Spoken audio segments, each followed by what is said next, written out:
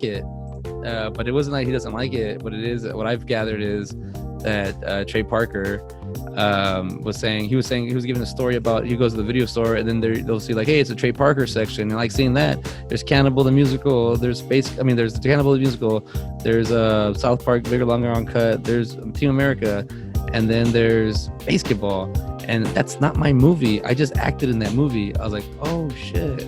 But at the same time, in this interview, he also says, I don't ever really talk bad about it because it showed me how to. It was called David Zucker, the guy who made it. Yeah. He said he showed me a lot about working with the studios and how to work with them. He goes, if it wasn't for Basketball, I wouldn't know how to do a lot of the stuff I know now. So he was real grateful for that. So that was kind of cool of him to, like, you saw that part of him. But he just acts. And so I guess he takes a lot of pride in being a creator. Plus, I'm finding out more or less about Cannibal the musical, that he made it because of ex-girlfriend. Like, I think we talked about that. You told me. Yeah, we talked about last time, the ex-girlfriend. And now I'm finding out that he really he's really into musicals. So he just kind of he figured out the funeral formula. I figured here. I need to go get my notepad real quick. It's just yeah, man. I figured he was into musicals because, like, just with South Park, like, they had a lot of not musical numbers, but it was just, I don't know if it could be musical, they would. And then with the movie, like, it was a whole musical. And then with the Book of Mormon, dude, I just figured like that was his kind of thing. I'm gonna be honest, I don't have a lot of notes for the Christmas Chronicles, just because I sat there and I was just kind of soaking it in. Dude, you know, that's exactly what I was gonna say. Santa Claus, I have quite a few notes on that. Okay, so this I guess when we get started, I'll just kind of tell you, I have no notes on either of these movies, but I can talk about these movies. Like, yeah. I didn't even realize, like, I was like, dude, like, I think this is going to be a pretty good episode. It should be a good episode the way I'm thinking, because I guess, well, okay, let's see. My eyes open up enough to be stressed. We get there. I'm finding out a lot about myself doing this, doing side by side, because I just listening to myself and I'm like, I don't sound like that. I'm like, no, I sound like that. I need to work on this, just to clean up a little bit. Kind of just the whole podcasting is pretty cool. I'm getting it now because we've done it for so long now that it's starting to really, like, it's growing on me. And it's I don't know. I think I said last time or a few times before, but it's our job now. So now I'm seeing it as a job for us. It's like a 9 to 5 almost. It takes a lot of time to, like, kind of do what we got to do. And then I'm not saying that we do a lot, but just to kind of sit down and watch the movies and then kind of talk about them. I took a different approach this last few times. I've been doing the James A. Janice from The Kill Count. I've been doing his technique where he mentioned one time that he watches the movie full just by itself on regular, and then he goes back and watch it again to take notes. And that's kind of what I kind of did it this time, but I think we did pretty good with these movies here. I guess we'll get started. I was gonna say something else, but now I guess I'm ready to go. We're ready to go. I got the Christmas Chronicles ready, and you said you got the Santa Claus in the background going, right? No, I have Christmas Chronicles. Okay, cool. Yeah. All right. It's going. Ding. Hello, everybody. Oh. Hey, hello. Welcome to Side by Side. This is CJ Robles. Hey, this is Ben Garrett. And welcome. It is now midnight. Hey, it's the 15th. I wrote down, I was in the future a little bit. I wrote down 12:15 at 12:14, and now it's 12:15. And I'm not talking about I'm talking about December 15th. And today we're going to talk about 2 Christmas movies. And in the spirit. Yeah, this is definitely something that I thought was going to be two bad trips, but it ended up being joyful and a trippy trip for me. And I'm talking about Christmas Chronicles and the Santa Claus. Yeah. And, let's go ahead and say it and get it out there, man. We snuck in Jingle Jangle too. Oh, I was gonna wait for that one, but we're throwing it out already. Let's say we snuck it. We'll save it. We'll save it for later. No, But just so you know, let's just do so it. you know, Let's do it. No. We did, and because on side by side, we don't know. It's fresh. It's fresh. It's fresh. Yes, it's fresh. It's off the market. We just do it as we go. So I noticed that young Ben had been talking about Jingle Jangle for a minute, and I said, you know what? Let's throw it in there. Let's do a third one. So this side by side, you're lucky. You're getting a little bonus track at the end. Bonus track. Bonus track. We're gonna get you a little Jingle Jangle jam in there. We'll talk about it for about 10-15 minutes, but let's get started on the. I know that the Santa Claus came out first, but which one did you watch? First? I watched the Santa Claus first. Yeah. All right. Do you want to talk about the Santa Claus first? Yeah, man. It's a solid movie. I feel like, okay, so after watching it and then watching the Christmas Chronicles, so whenever it first pops up, it says like Disney in association with Hollywood Pictures. So watching this as an adult, I kind of felt like Hollywood Pictures had this idea. It was like, okay, all right, here's the Santa Claus, and they pitched it, and then they started making it, and then they went way over their budget, and they were like, oh man, we got to get somebody else in here, and Disney was like, we'll come in, but we're gonna edit some stuff, we're gonna make it look decent, but there's a few things we got to cut out. We got to cut the time on this bad boy, because you see Peter Boyle like 2 times, and he is, you don't really get a whole lot of closure with that. And I honestly, dude, it's been a while since I've seen the Santa Claus 2, so you may get a little bit of that later on. I honestly can't remember. But I feel like that whole time between like one Christmas and the other Christmas was like just kind of rushed through a little bit. Yeah. It still totally works. It totally works, but it's just like, wow, that was fast. Like a whole year went by, and it seemed like, oh, he's fat overnight. But then you're like, oh, maybe he's not. Also, dude, they could have went with like this. He was totally delusional. Like this movie could have ended with him just like not a happy ending, and it would have been, nobody would have been like, oh no, that's not what's going on. Because I mean, the ex-wife and the new husband, I mean, they kind of seem like the antagonist in this movie. But I mean, if we're talking about like this is reality, I mean, it kind of makes sense. I mean, his name is Scott Calvin, SC. Like, it really does kind of mimic like a mental breakdown, and he totally buys into it by the end of it, man. He is just like, Popo Gijo. Like, I totally forgot about that part. I used to always think that was so damn funny whenever he was in the jail. And both of these movies have Santa in jail. Mm-hmm. Yeah, that's what I noticed too. They lock up the big guys, Mr. Saint Nick. They get him up in even like he even says, "What's your name?" Saint Nicholas. He goes, "Yeah, come on." He's like Santa Claus. He's like, he just gives us these different names. I like that little joke. It kind of runs on a little bit. That was one thing that I did cut right away. I was like, okay, I get Santa. It's easy to kind of put him in the loony bin. I totally went that route. I think my take on the Santa Claus and with my adult brain, father brain, I don't know what to say. I'm scratching my forehead, going, is this a Disney stoner movie? That feels like it. Is this a Disney stoner? Is this really like this is? First of all, let's just talk about the play on words. Like, it's so stupid. It makes me crack up when Bernard says it. The Santa Claus. Like, it's not even a person. It's a clause. Like, it's a lawsuit. Like, you bargain into it. Like, you're screwed. You have to be somehow. And it is stupid how he falls off the roof. Santa Claus. He's just, whoa. Like, he just falls and he's and in a Disney and he's dead. Or he disappears. Is he dead? Is he gone? But he waves to him. He's like, he does have that little waving dude. Yeah, like he's like, so it's like, yeah. I'm no longer Santa Claus. But at the same time, it's like, okay, now Scott Calvin is Santa Claus, but now the only way he's not Santa Claus is he has to die?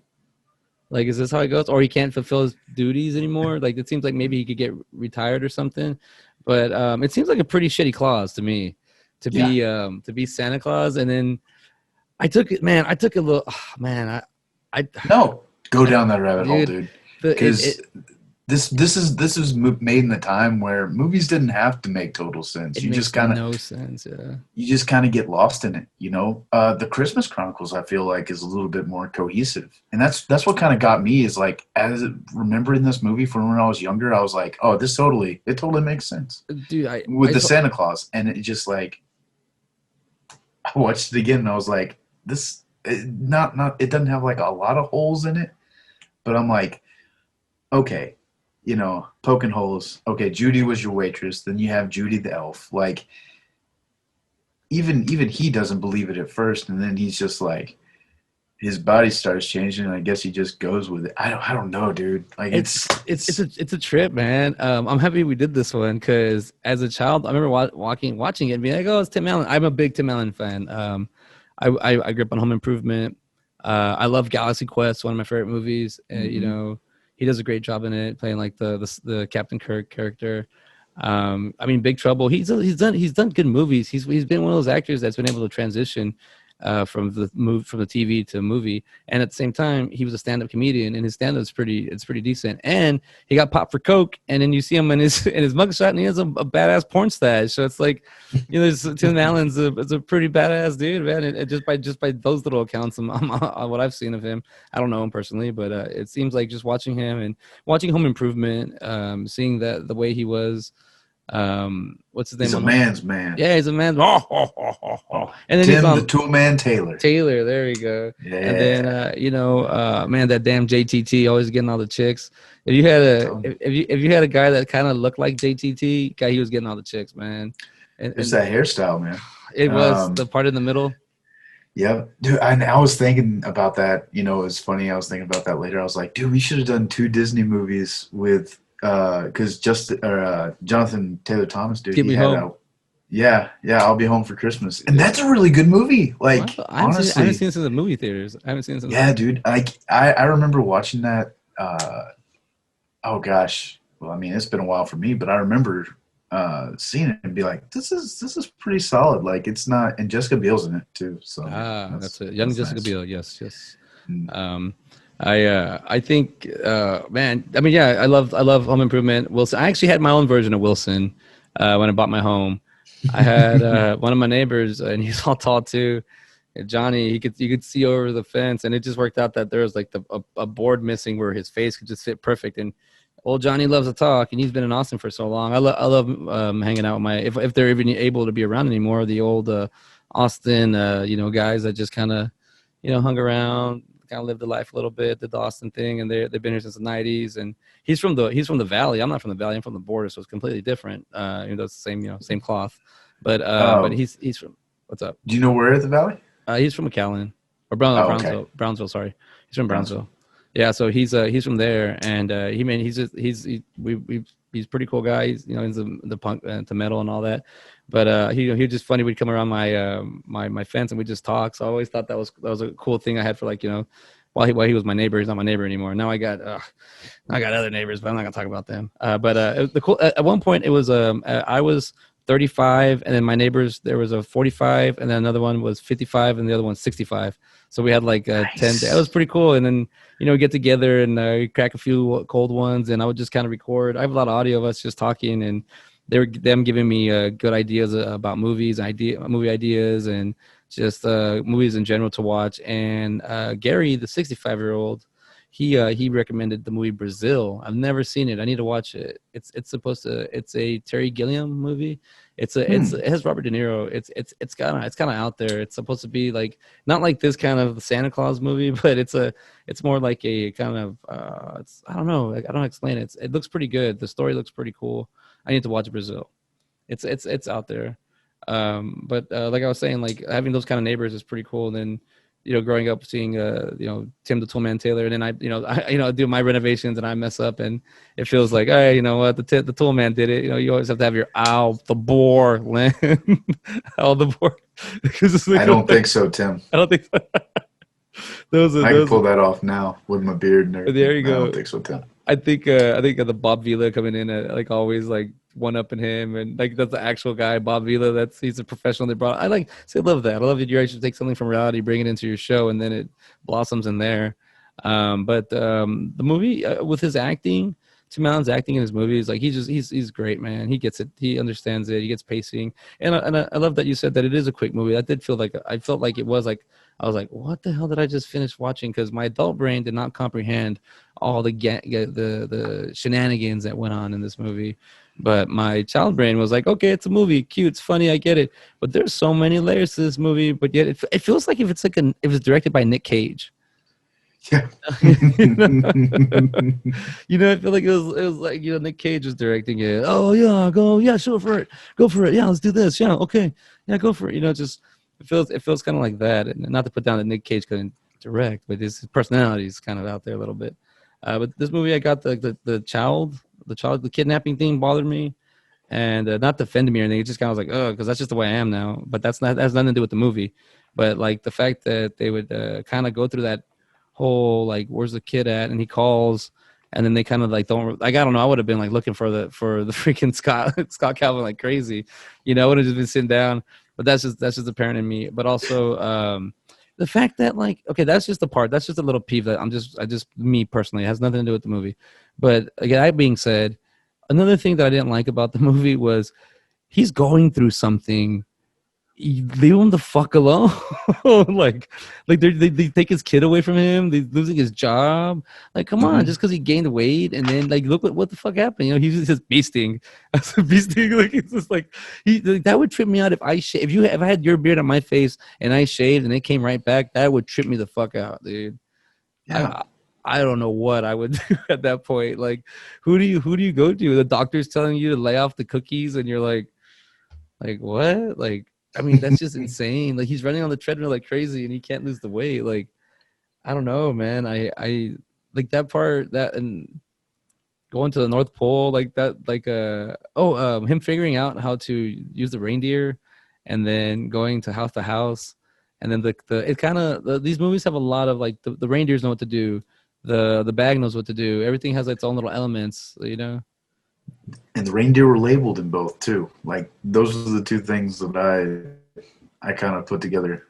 On Comet, on Blitz, and on whatever they're in order. Because Comet was the main guy in both of them. Yeah, he was. And it's weird because you normally peg Rudolph. Like, that's the reindeer everybody knows. Zero Rudolph. Zero Rudolph. Zero mentions of Rudolph. Oh no, one mention of Rudolph. Do you think it's because of like rights and stuff like that? Maybe. I wonder when Rudolph was invented. I think Rudolph was probably from the 70s, but I think he got popular like in the 90s when I was a kid. I remember he came out of nowhere. Do you remember? Do you know what Rudolph? Yeah. Well, I know that claymation was like the 60s. Yeah. I like the Mad TV version of that one. Like, have you seen that one? I don't know if I have, but dude, you know what I saw? Just like a preview of, they you know how Netflix has like stuff that like made us or something like that. Yeah. Well, they have one for holiday movies, and they have like, they go over Elf and then Home Alone, and like they said, somebody was telling me the other day like Elf was supposed to have like Chris Farley in it. I was like, damn, they must have had production on Elf going for a while. Yeah. And the preview I saw, it was like, it had like pictures of like Rudolph the Red-Nosed Reindeer, the claymation deal. I was like, where'd you get the ideas for this? You know, because they have like the snowman and all that. So they were like, I think they were running to like legal rights and stuff like that with that. That's why I bring that up. Is like, maybe you can't touch Rudolph. Like, Rudolph is strictly, you know, this company. Like, you can't, you know what I'm saying? Yeah, like because also, I mean, I actually, because of my website I've been working on and my little business, I found about like Blockbuster, how they had issues with video games with Nintendo, and Nintendo was talking about copyrights and how they were making a big deal about how they didn't want like Blockbuster to rent out their video games, and they went to court, and the court went on Blockbuster's side and said it was okay. And then they just had to modify the distribution. But dude, it has a lot of lawsuits, and maybe this could be a thing like that, like creative content, you know. They really, because back then it was more like I mean, nowadays it's so easy just to kind of go back and be like, look, I said it on this show on this day, so you probably got it from my show. Regardless, if we thought about it on the same day, I'm the first one to, claim it. Like I put it on my podcast or I put it on my TV show or I put it somewhere out there, it's that easy to kind of just go track back then. It was just everyone's word, like, Yeah. like it could have been your idea, but I'm the one that got everybody together and everybody believes me. So it's my idea. It's kind of weird like that, how that turns on you. But yeah, maybe Rudolph was like there was one mention of Rudolph in the Santa Claus when Scott goes, yeah, calm down, Rudolph, to comment, and he goes, all right, I know, I know. Santa Claus has its cute little parts in it. The little girl that waits up for him, I like the beginning where they have the drifters like White Christmas, boo boo boo, and it's just like every time it screws up, boo boo. I like that part a whole lot. Whenever he burns the turkey, and then he's like, those are big flames. Then lights up again, like that stuff is great, man. And that's why I feel like this movie might have had like some production, something going on, dude. Because it seems like after you get to a certain part, like it's not a totally different movie, but it definitely has a different feel to it. Like it feels like a more serious movie towards the end, whereas it's really kind of playful at the beginning. Yeah. But yeah, like you said, it deals with a lot of like, is this guy mentally unstable? Like it deals with a lot of real things, and divorce, and parents splitting up and being not the best co-parents before that was even a word. Yeah, co-parenting. Yeah. And growing up too, like my mom was a single mom until I was 9 years old. So this movie, I watched it and it was like, oh yeah, that's me. I'm Charlie, and, but my dad wasn't around all that much back then. So I didn't really have that part. That was another thing. Like watching these movies, like a lot of these Christmas movies have a lot of sad aspects to it. Like this one, you have a divorced couple and the dad's like, oh, well, I'm fine. I'm just doing all my stuff. And then with the Christmas Chronicles, you have the dad passing, dude. and, Yeah. And I'll bring it up for just a minute. Even in Jingle Jangle, man, like you had to get that Christmas spirit. And honestly, Jingle Jangle didn't even feel like a Christmas movie. Like it just felt like. Yeah, when we get to that one, we'll have I have to get your take on that, on Jingle Jangle, because I'd have all three different response. I mean, they're all different movies, but I have like three different views on everything. I'll say the Santa Claus, it does, yeah, like I'm trying to see how the story came about, and it is losing the Christmas spirit because, he is kind of like, I do like how Scott always picks on Neil, like he just does a little, like he's like the husband, like that's kind of funny, like that was kind of something in the 90s. I think nowadays I don't know how you would do a divorce, like as it just people kind of just like mature, be like, hey, just because it's like social media, you call someone out real easy, like deadbeat dad, or your mom doesn't. You can call them out easy, or you could be like real, like, well, this person, like, yeah, it's like it's kind of weird now. He doesn't spend time with his kids. Well, he posts pictures all the time. It's just like it's all weird. It's but you're right. For that being I'm from a divorced family too, so I think. But when I watched it, I didn't even. I was just kind of thought that was the norm, like you. Like I was like, okay, this is cool. We all go through this. All right. So that was a big thing. And then for Disney to kind of bring that forward, like that was a cool little it's the Disney movies I'm starting to see now. When I'm starting to really break them down, I'm starting to see they're when I was a child that they were way more like friendly, and then now as I'm an adult, I'm like, nah, there's a lot of messages there.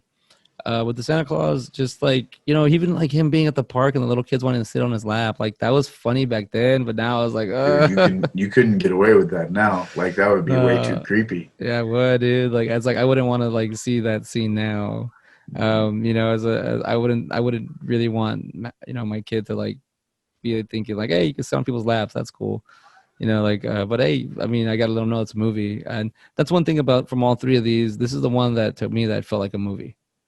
Yeah. So this one felt like I was watching a movie, and it does feel fast. It does seem kind of like kind of jumpy, but there's a lot of beautiful things to it. The children, the just the relationship between Neil and Scott and the wife, and just the mom. She's in the middle. The little the little. I'm seeing somebody in toys or somebody. Like Yeah, dude, I wrote that down too. Like it just, I went right over my head as a kid, obviously, but like I heard that I was like, oh man, a little frisky there, Judy. Yeah, like And like I she's said, 1600 years old or something like that. yeah, dude, and I thought I gotta give it to them, man. Like they found some kids that were really good actors for all these movies, man. Like very surprised of just like how mature and just how well they say their lines. I feel like whenever I was like 9 or 10, like, and even Charlie's age, like Yeah. Charlie is not. I could be wrong. Maybe he's older and he just looks young, but like he was articulating very well, saying some big words. Like Yeah, let's I find out how was. old Mr. Charlie was during this movie because he says I think he's 10 in the movie. He's supposed to be 10. Was it 10? I thought it Yeah, was younger than that. I think it's 10 years old. Let's see here. And Eric also, Lloyd. my little eye Dude, he's spot. 34. So So he's 2 years younger than me. and So what 4 year was this? years older than me. 94. So how old was I in 1994? I was 10 because I was born in 84. So he So was he was 8. 6. He was 6. Wait, 2 He was years. 8. Yeah, he's 8. He was 8 Yeah. years old, I think. So yeah, so he's playing a kid older than him. So he's around that age. And I think I'm going through the IMDb, and I think my little eye caught something. You know how I like to catch the people in movies. Let's see real quick. I think the little girl that was gonna sit in. Yep, it is. The little girl that was that's gonna sit in Santa Claus's lap and Tim Allen's lap is Julie is the little girl Julie from Look Who's Talking Too. It's the little girl from Is that. it? Yeah, I was like, why does that little girl look familiar? It's the girl from Look Who's Talking Too. Yeah, so I was like, oh wow, she was in this movie. So her name is Tabitha Lupien, and yeah, she was in the Santa Claus. That's cool. Had a little role in there, a little cameo. But even like you said, Charlie, Charlie feels like a kid, but the other kids don't feel like kids. The elves, they feel like adults. And Yeah. that is a good way to I was seeing the characters. The Bernard character by far, I love that guy. Well, at the time he was a kid, but Yeah, David Krumholtz. Oh, dude, yeah. he was probably like 16 in that movie. Like he couldn't have been. I think he's like 50, almost 50. No, he's 42. So 6 years. We'll do the math. So if I was 10, he was 16. Yeah, you're right. yeah. But I mean, yeah, Yeah, dude, he did a great job. I love him in all his movies, man. And Harold Family, Kumar. Harold and Kumar, Oh, dude. yes. I love it's one of my favorite movies. That's probably one of my number ones up there. But he does a great job. Him and what's his name? Finch from American Pie. Yeah. I forgot the actor's name, but yeah, they have a good their roommate. Their relationship's funny. But I mean, in this movie, he does a great job as like an older, I guess he's supposed to be like a Jewish guy, or that's just the way he is. I don't know if Yeah, I don't know the I character always supposed to be. thought, yeah, I was, so I realized later on in life, like I recognized him whenever I watched Harold and Kumar. I was like, oh, okay. And then he just plays like that overly Jewish character. And I was like, wasn't he in a Christmas movie? I mean, not that, a Jewish person can't be in a Christmas movie. I just thought that was interesting. Like it definitely crossed my mind back in the day. It's just like, that's He's kind of, acting. yeah. Wow. Oh, wow. Whoa. Whoa. I didn't realize that. You're right. I never thought about that. He's, what his parents gonna say? You're playing Christ. It's like, I don't know. I don't know how to do Jewish people. I'm horrible. And as we know, I do horrible impersonations. We need to watch more South Park that way. Oh yeah. Kenny the Broflovsky. I mean, I've been getting a lot of my Trey Parker in, but man, I've been getting a lot of my Kevin Smith in. I can't. Ever since we did Kevin Smith side by side, I'm just doing a plug. I think it's like episode 6. It is, dude. It's been my favorite thing to do. Like kind of just watch what he creates and the way he goes through things. Man, it's like it's feeding my brain. So I'll probably be. I mean, I've been watching Kevin Smith movies like all this time. I know we do it organically, but we definitely have to do Jay and Silent Bob Strike Back and Jay and Silent Bob Reboot. We Like do. that has to Hey, be. Oh hey, we'll if we have to do that now, because I just saw Jay and Silent Bob. I mean, we'll figure it out. But if you're we'll right, we got figure to it do the out. reboot, and we've talked about too. We also been saying we've been talking about this off the air, off script, but we'll let everyone know that eventually we are gonna just do something that we've been wanting to do. We feel like we should get to, and like Ben brought to my attention, there are some things that are going to be coming out soon that we should actually be talking about and kind of be with the times. Because I am always, I'm appreciative to things that are in the past, but I'm also what I'm learning with these movies, especially with Jingle Jangle and Christmas Chronicles. I'm learning about the future and the now, and I want to be caught up with my movies now because I don't want to be a gap where I'm just stuck in the past and then somehow I end up liking. There are a lot of movies being made, and I'm a filmmaker myself, and I hope to make my own films and see people watch them and get some feedback too. And that's why I do this with you, because it makes me appreciate movies, but also makes me feel like I can get better. Because I feel like I'm just learning. I'm from just from watching Kevin Smith movies. I feel like I'm learning a lot of just structure, storytelling, how to really relate my characters, how to really get my energy. I mean, on set, how to just kind of like the way they do things. And I love the fact that he documented a lot of stuff. I put on Clerks 2 the other day, and I bought the DVD, so I put on the bonus tracks, the bonus material. Oh, I loved it. I went through all of that, just watching them, and Jay Muse just being Jay Muse, Jason Muse on the set was funny, man. I was like, damn, that's cool. I want to do that. But we are going to talk about some stuff, and yeah, we do got to do the Strike Back and reboot. I need to see the difference. That's a good one. I mean, because even like we have this movie, like there's three of them, like Yeah. Santa Claus 2 and 3. I want to know what the second one's about now. I don't think I've seen the second one. I think I've seen a little bit of the third one. I honestly can't remember. I've probably seen them in bits and pieces, but not Yeah. all the way through. I know Martin Short's on the cover of the third one. I just don't know exactly. I can't I remember. don't know if I've seen the third one at all. I know I've seen bits and pieces of the second, but I have an idea. I know in the third one, like they bring in like the Easter Bunny and Father Time and stuff like that. Oddly enough, I think Peter Boyle is in the third one. I could be Yeah, dude, wrong. that guy was acting all the way till he passed, man. Yeah. He was a true actor. Love it. I found a Young Frankenstein at the bottom of my pile the other day. I was like, hey, I forgot I owned this movie. I gotta watch it. Um, I but loved him and Everybody Loves Raymond. Oh, he was he was one of my favorites. Hey Raymond. Hey, Raymond. What I do love about the Santa Claus is in the trailer, they have that scene like Tim Allen is the Santa Claus or something like that, and then he opens the window and the alarm goes off, and you hear the "Who's down there?" Like I remember when I watched that in the movie, guys just started cracking up because it is kind of funny. Like he's just like he's thrust it into this position, and it's kind of like a self-explanatory job, and he just kind of figures it out on his own. And that got me to think like we do know a lot about Santa Claus because it's something that passes down to tradition.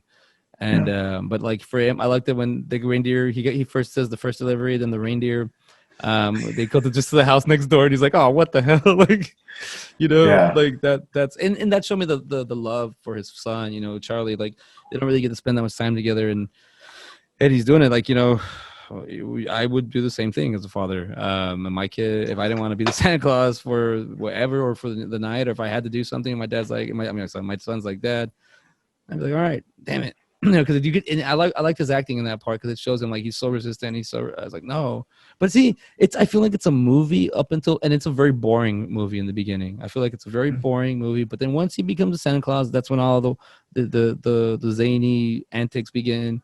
But then it starts getting choppy, and you start getting that time jump, and it's like, okay, now I feel like I'm watching another movie, but man, it is a stoner movie. I think this is a Disney stoner movie. If Yeah. you have to watch this movie, I would recommend it. Probably smoking something a little bit and laying back and just letting it hit you, like if you're watching Pineapple Express or something. Because Pineapple Express and then Santa Claus back to yeah, back. it's back to back, man. I was laughing at the points you had to laugh, but then I'm laughing at the other points where I'm just like, why am I laughing at like just the way Bernard's just getting upset, or the way like when Judy says like I'm seeing someone in toys or something like that. Like I just start cracking up because it's like they're just little jokes, but you can't like I didn't never pick that up as a kid. Like they're just I was too young. And this is a Disney movie, so it's like supposed to be for kids, I guess. I guess they've always tried to meet in the middle. I guess they try to do these kind of movies in the middle. I feel like, and like I said, I have not seen them all the way through, but I feel like the Santa Claus 2 and the Santa Claus 3 are more of a Disney movie than this movie is. Yeah, You know, they have I get more what of you're that, saying. like they have more of that Disney, like, not that this isn't a feel good movie, but it just has more like that. It's more tailored towards kids, where I feel like this movie was tailored towards kids, but the adults had a good time too. You Yeah. know, like I enjoyed this as an adult, and I did look it up. Peter Boyle is Father Time in the Santa Claus 2 and 3. Oh wow! So So he's in all yeah, three of them.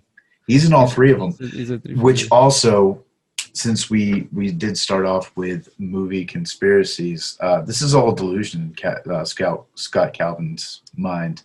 If he's imagining his ex boss as Father Time, I mean, Oh, he's delusional, dude. it's He it, had a mental he breakdown. had a breakdown. He couldn't deal with the fact of losing his all the visitation to his son, and he if becoming Santa Claus is how he could do it, well, hey, Dude, so that's like what's going so on. the real story we're gonna find out is it is probably about a guy in his hometown, the writer.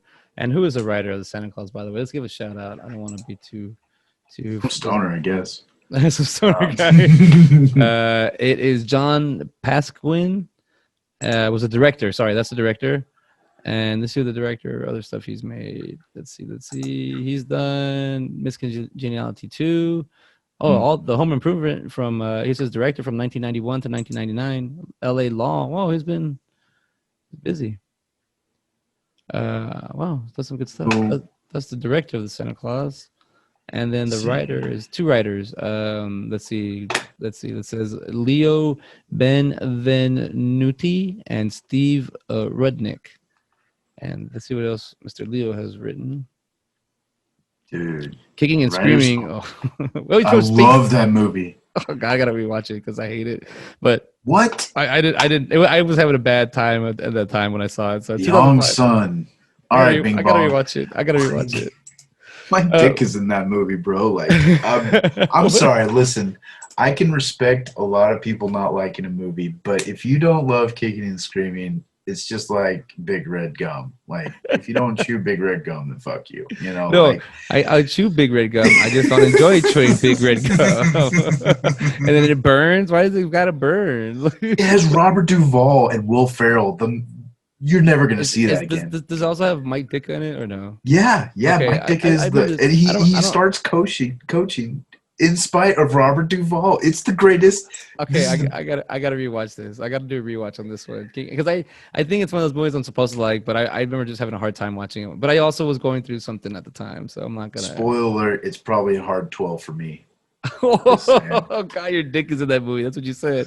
I don't Dude, know. it's.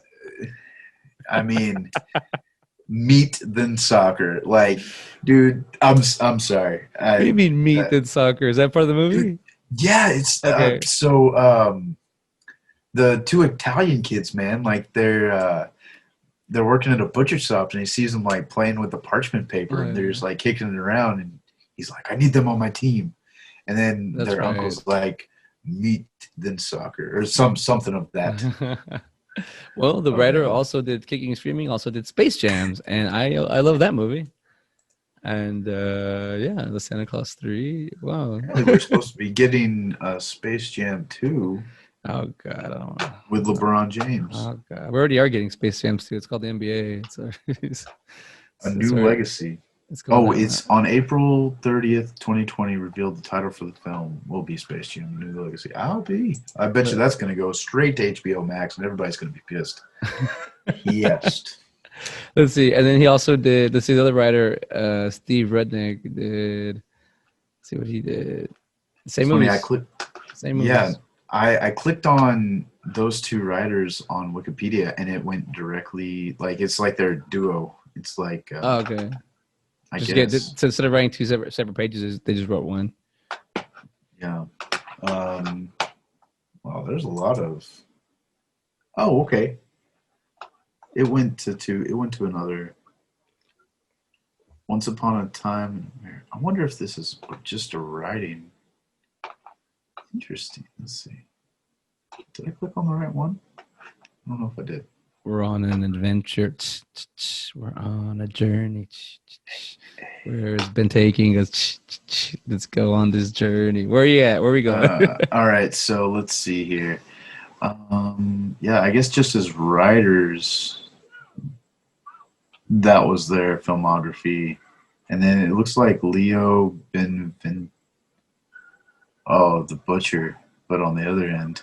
Oh no, I already. It's You may get up in there. We'll call him Uncle Leo. Uncle Leo, he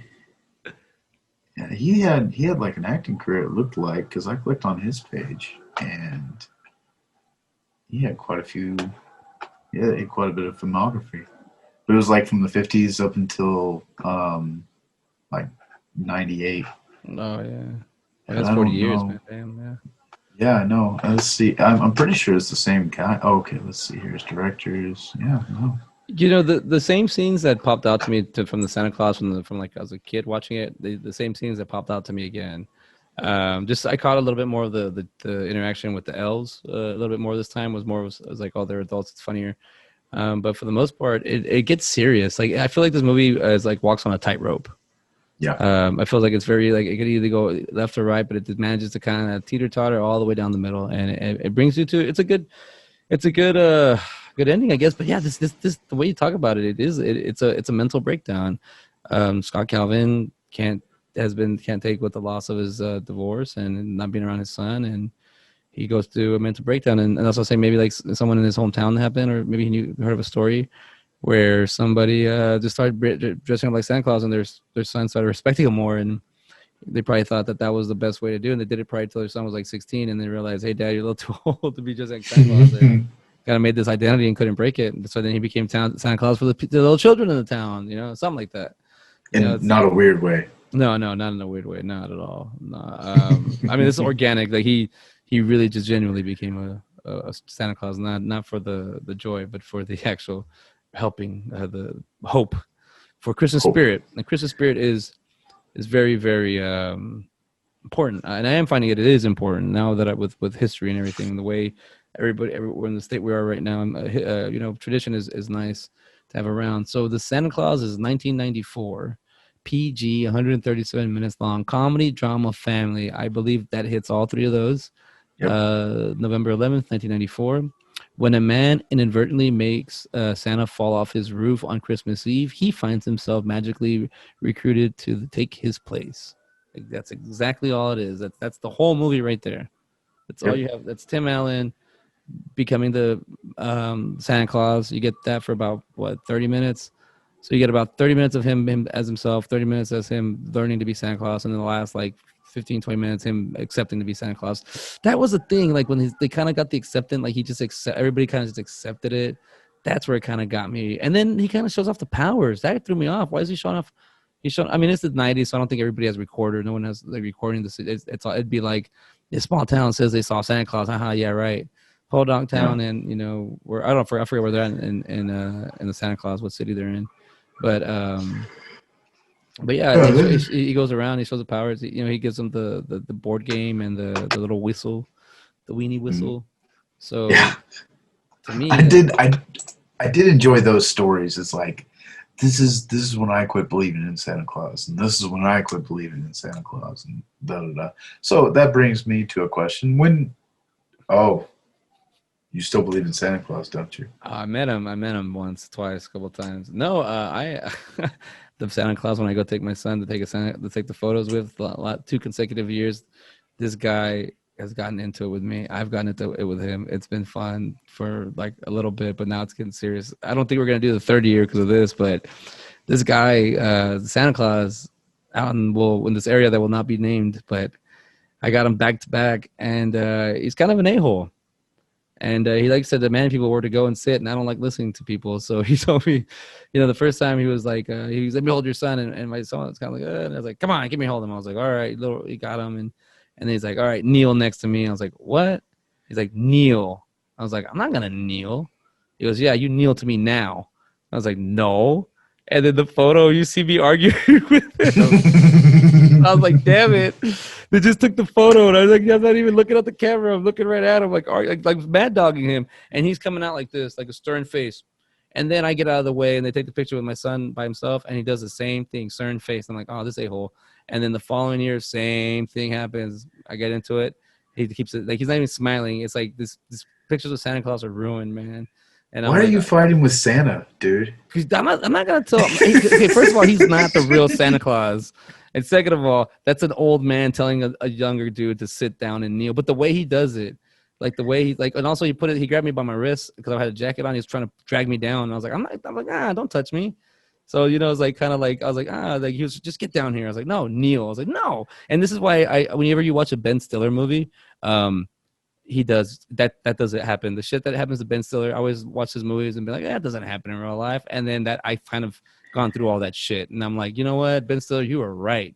You're absolutely right. It's like he gets into so much shit in his movies, and you're like, how does Ben Stiller get through all these like issues with his, I think like the Heartbreak Kid, he's a liar, and then Meet the Fuckers and Meet the Parents, he's always like he's lying on that one too, but he's getting into shit, and then like the Tenant.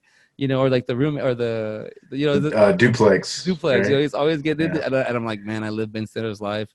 Because it's just random. I'm not trying to fight Santa Claus. I just don't like a person, an individual. I'm into playing all that, but when there's a reality there, I'm like, nah, this is a make believe. You're really trying to get me to sit like in this area like that. And the only reason what's up? Oh, I was just no. Finish that, please. No, I was just saying I saw what he was doing to the dads ahead of me, and I said, "No, you're not gonna get me like that." I was like, that's why I kind of went a little bit like that. But I was just gonna say, man, like if you're playing Santa Claus, like that's like the ultimate customer service. Like honestly, like you're dealing with children. Like I get like being stern to an extent. Yeah. Like if you're just like, all right, but even then, dude, like you don't want to ruin that kid's perception of Santa just because you departure from it, which kind of sounds like what was happening. Like he was like, if he was saying it like that, like kneel before me or something like that. No, jokingly like that would have been okay. Kneel before, yeah. But when you said kneel, what? You better kneel now. I was like, what? Yeah. And where I'm from, you don't really talk to us like that. So I was like, nah, Santa. But both the damn years consecutively, I'm arguing with him, and the one that pissed me off was last year because I was trying to smile and he broke me. He was egging me on, and I turned out I was like at the last second. What did Santa say to make you? Oh, just stepping on my foot. Literally? Did he literally step on your foot? Not like hitting its foot, like tapping it. Like I was like, this guy knows he does this. Like he knows he's under my skin, and I'm letting him win. Like that's my fault. It's my fault. This sounds like bad Santa, man. Like, I love it. Like I'm like, yeah, fucking lunch break, okay? Yeah, like I'd whoop big old Billy Bob Thornton's ass. Like you did in my side. I was like.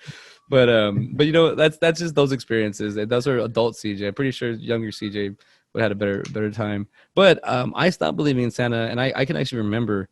I'm gonna say I think 1988 or 1989, and remember that was only like 5 years after I was born, and I have a good legitimate story to bring to Santa and why he doesn't exist to me. He does exist to me now.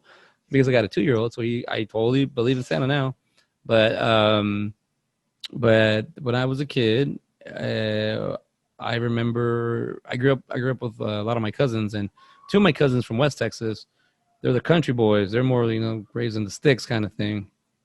And I was always around them. We're always together. They're one's a year older than me. Well, both of them are like one's like 2 years older than me, one's 1 year older than me, and then so I was like 6, one was 7, one was 8. And I remember they were always doing bad things, and I used to get blamed for the stuff they would do, and I used to get pissed.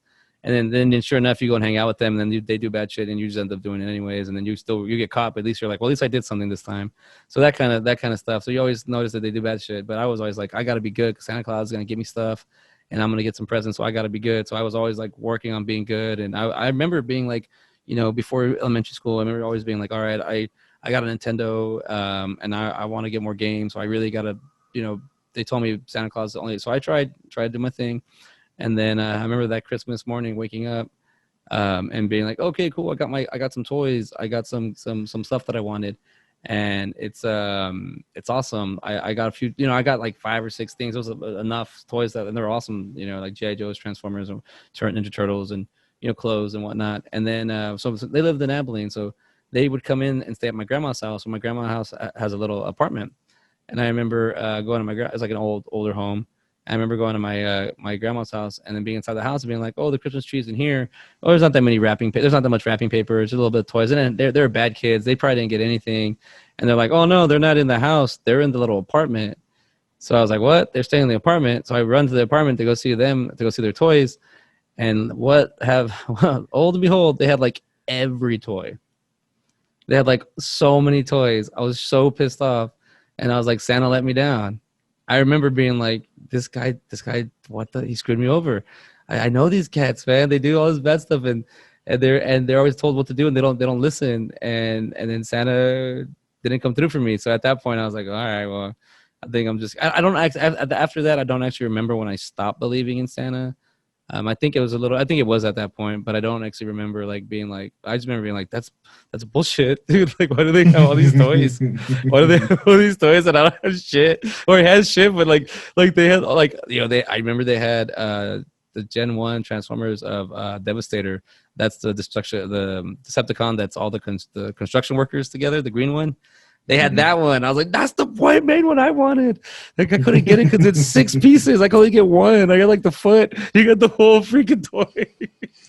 I was like, what's going on? That's hilarious that you remember what toy it was, too. No, dude, I remember exactly because I remember that hurt me. I remember being like, oh, and then there was this other toys that they had like these grappling hooks that like parachute things, and you throw them up. And I remember I love those. They I was like, oh, those are so cool. And I got one of those. But they got like the whole complete set. So I was like, this is not cool. I don't appreciate this, Santa. I don't appreciate you not coming through for me. And then I do have pretty sharp memory, but I do remember that very, very distinctly, being like, sons of bitches. Like, and then they kind of throw it in my face, like, look what I got. And I was like, all right, well, I guess you guys know something I don't know. You're older than me. I don't know. I just kind of took it as it is, not knowing it's your parents, not knowing all that shit. But whatever. I mean, this is about these movies as a spirit of Christmas. So do you still have? I think you still have a lot of the spirit of Christmas in you. So, I remember the year that I was told Santa Claus doesn't exist. I think I was 5 or 6. Damn, so about the same age you. My mom at the time was married to this guy, and he was a dick, like a total dick. And he told me that Santa didn't exist. Yep, just straight up, just like, oh no, he doesn't exist. And I was just like, okay, wait, how'd you get to that conversation? That's a little. Oh man. So you just remember the memories just of him being like, Santa doesn't exist, and then it just ends, and you're like, okay. Yeah, I don't. It's not that sharp. I have other memories that are a little bit sharper of him that are not that great, and definitely kind of shape my dark sense of humor. I feel like just a little bit. You know how they say, I wouldn't say by any means was I traumatized or anything like that, but. Yeah. They say a lot of good comedians have that, have that little bit, and I feel like this was a minuscule part of kind of like why I would want to be a comedian, or why I might make a good comedian. Yeah, is just a few kind of memories of that little bit of time in my life, but yeah. I do remember that. My birthday is December 22nd. So, ooh, in a week. Yeah. And also that kind of, my stepdad, who, not this one. Yeah. My mom married after, this other guy, and, Jerry, was my stepdad. He passed away in 2009, but his birthday was Christmas Day. So he was real good about like, all right, you have your birthday and then you have Christmas. Like, they're not the same.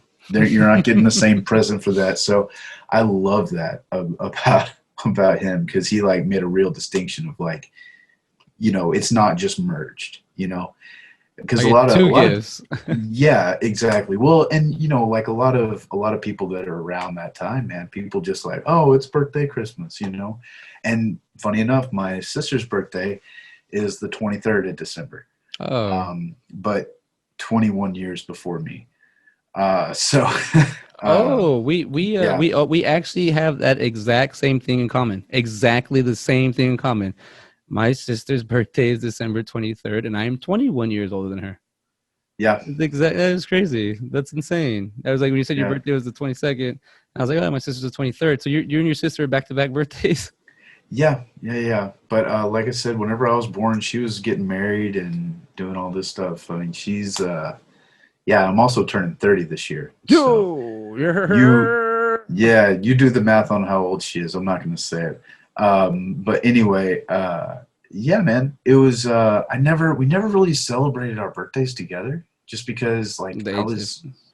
yeah, that and she lives in the valley. She lives in Harlingen. Oh, So okay.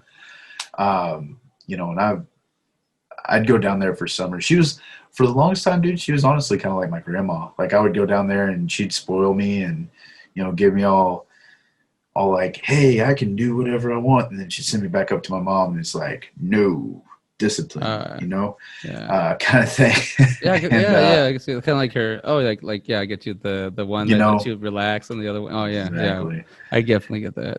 So, but yeah, man. And then, like I said, my stepdad's birthday was Christmas Day. So, we would always have Christmas on Christmas Eve, and Christmas Day was his birthday. I mean, that was, you know what I'm saying? It Like just Christmas Eve clicked. was It Christmas. just clicked. 22, 23, 24, 25. Y'all have like a 4 day gap of just celebration. Yeah, And, exactly, or man. yeah, you're right. So are you telling me right now on air that I have to get you two gifts this year? Or Two of them. the two of them? All Two of right, them, or we're not doing any more podcasts. all All right. I right, I'm got you. saying it I right got here. two. I got two. I'm gonna put two in there. Okay. You wish me a happy birthday, and then you wish me a Merry Merry Christmas. Okay, Christmas. so is And that how it if you works? do, if you do Merry birthday and Happy Christmas, no more podcasts. All right. I've been No. hearing that one a lot. Happy Christmas. People getting pissed off online. Like I'm saying, Happy Christmas. I'm like, shut up. Do it right. Say it right. Yeah, you say Happy Holidays. All right, because Happy you know. holidays. Oh, dude, I had to start saying. Yeah, we had to start saying that one a couple years ago. People were getting offended. So just Yeah, and say dude, Happy holidays. now people, it's like they say Merry Christmas. It's just like I feel like people say it out of spite now, which is terrible, man. Like they're just like Merry Christmas, and they're like, Like okay, in your face, I just and yeah, dude, like they're just like I feel that way. I feel like for a little while people did that, especially when everybody was just like, oh, say Happy Holidays instead of Merry Christmas. And they're yeah. like Merry Christmas. And they're like, oh no, you're supposed to say Happy Holidays. I don't give a damn. That's good. Like whenever someone tells me Merry Christmas, I always hit them with like Good morrow. Good, I always do it, man. Good morrow. And then I think with the fact that yeah, it's supposed to be something joyful. Yeah. We're leaning into that. We're getting into that with Christmas Chronicles because And um I didn't really answer your question. oh yeah. Yes, the Christmas spirit is definitely there. That was one thing my stepdad Jerry was always real good about too. And we're just gonna call him my dad from here on out. That way, distinction. But he was like, yeah, if you don't believe in Santa, then you're not going to get presents. I mean, that he had kids that were, in their 20s, and he would still tell them that. Like, he was all about that. He really was. Like, he was a pretty stern guy, and and it's really weird. The older I get, the more I realize that I think he really liked movies a lot too, and that we really kind of had that in common. We just never really bonded over it. Yeah. Because he took me to see Shrek in theaters. It was just like during the summer, one random day. He just was like, "Hey, I heard this was a good movie," and took me to go see it. Dude, he pulled me out of my 6th grade math class with Mr. Zisheng, and we went and saw Matrix Reloaded because I was so excited Dude. about that movie, and I thought I was in trouble, honestly, or I was going to the doctor to get shots or something like that, and he just like, boom, and he pulled out those tickets. I was like, whoa, and Oh, like he surprised you? Yeah, he surprised That's me with him. awesome, dude. No, Matrix Reloaded is I think for a long time one of my favorite sequels. Like just action packed. And now I understand why the third Matrix, the Resolution, why it's Revolutions, yeah. Revolution, why it's kind of more dialogue based. Why it's Yeah. because they need because Reloaded took all the action, forgot to tell Yeah. you why they're there, and then the third one is kind of like okay, let's catch up, real quick. Even Will Ferrell does that parody on like one of the MTV awards. They make fun of it. Argo, there, and Argo. He just keeps saying that word. But no, I think that's awesome. That's a good story. That's reminds me of the time with my Uncle Tom when I was walking out of the movie theater and I saw a piece of paper just kind of flatter right in front of me, and I picked it up, and it was 2 movie tickets. I was playing at the arcade game on the Sunday, and I was playing at the arcade all day, and it was 2 movie tickets to the movie The Edge with Anthony Hopkins and Alec Baldwin. Mhm. And I was like, oh, who would want to watch this movie with me? And I just called my uncle and I said, hey, Uncle Tom, I'm at the mall and I just found these tickets for free. And the movie starts in 10 minutes or like in 15 minutes. You want to come? Yeah, he showed up and we watched it and he took me home, which was cool. But I was like, I was always having to have that memory with him. He's like, yeah, I'll go with you. I'll go watch. I didn't realize that, because even as an adult, I didn't realize that, I asked somebody to watch a movie. It's like now it's like, before COVID, it was like taboo. Like, oh, I don't know. I had to go with like my friends I knew were going to watch movies, but other people I talked to them about it, they wouldn't like. They want to do it, but outside, that's why I started having my little watch with the MCU. With my buddies, I'd go and watch the MCU, or I know my friend Juan Chango, ATX Chango. I go watch it with watch like all the X-Men movies, the First Class, Apocalypse, and Days of Future Past. Which I think Days of Future Past is more of an artsy action film. It's less action, but it's I like it a lot. I like that one. That one might be one of my favorite X. I think it's, dude. First Class was so damn good. Like that movie was, it hit everything. And Matthew Vaughn is a great director, by the way. Shout out to him. He also did Kick Ass, and yeah, that's a good one. But yeah, Days of Future Past. I can't remember. I don't think Matthew Vaughn directed that one, but he was heavily involved. I think it's Bryan Singer who came back for that one. Was it that? And then Brett Ratner did Apocalypse, I think. Man, yeah, I'm trying to like that one. Remember. I'm trying to like Apocalypse. It's really hard. Oh, dude, I watched Dark Phoenix the other day, and it was just, I don't know, dude. I don't know. They try to tell that story, and it seems like it just kind of falls flat. They should have gone somewhere else. They should have gone somewhere else with it. I understand why they're trying to capitalize on it because, you want to tell that Jean Grey story. I mean, you have Sansa off of Game of Thrones, like somebody who's very well known now, and you're like, okay, we're going to tell the Dark Phoenix story now. But, yeah, man. And X-Men Wolverine Origins, I love that movie. Not even gonna lie, that one everybody hates it, but I think I like it, dude. I think it has one of the best openings, one of the best opening scenes of all time. It has a great. I think so too. Yeah, it does. But it's I guess we should save this conversation. I forgot because we're digging Logan. I just need to say it. It's probably Logan. Yeah, in black and white. Oh, I haven't seen it in black and white. Yeah, they have a noir version. Whenever I got the Blu-ray, I need to get the Blu-ray of that. I saw the movie 3 times in the theater, and I make sure I saw it 3 times in the theater. That movie really, when we could talk about it, but man, we'll talk about we'll those. Get there. We'll get there because the Santa Claus is what we're supposed to be talking about right now, and if you follow the Christmas Chronicles, we're segueing into it, so we'll go into the Christmas spirit that leads us to believe is inside of the Christmas Chronicles. So I'm going to play it in the background. It is starting now. I'm 6 seconds into it. The first thing I'll say, with Netflix, so this is a Netflix movie, and the rating at the top, TV PG, it says fear language. Can you please tell me what the fear in this movie is, other than the scene at the very end when they say fear? Honestly, whenever they get thrown from that whole sleigh. Yeah, the falling is the only thing. Whenever that kind of got me. Whenever they had the sleigh crash, I was like, damn. I even wrote that down. I said, damn. Like that was That was intense. Also, whenever he gets, I like I said, I'm just kind of whenever those three guys in the park, whenever they're in Chicago, and they just kind of take him, and then they were gonna throw that sack in there, and like it feels like they're about to kill him. You know, Oh, I can I I can guess I can see okay. where So a couple of these, I when I couple of got these times, I when I got yeah, caught at the park like that. I'm sorry, I understand. I get where the fear is at now. It's not really it's more of a psychological. There'd be a little fear in there. I was when I see fear, I'm thinking like boom, yeah, more of like horror fear. This is more like a in your brain fear, scary fear. All yeah, right, because that was one of the first things I got, and at the watching the whole movie, I was like, I guess the falling part is fearful. I don't know, but I don't know whether I don't know why they had fear. But we're talking about the Christmas Chronicles, 2018 Netflix movie. It is PG. It is an hour and 44 minutes long. This is called an adventure comedy family. I totally believe that. yeah. November 22nd, 2018, when it was released.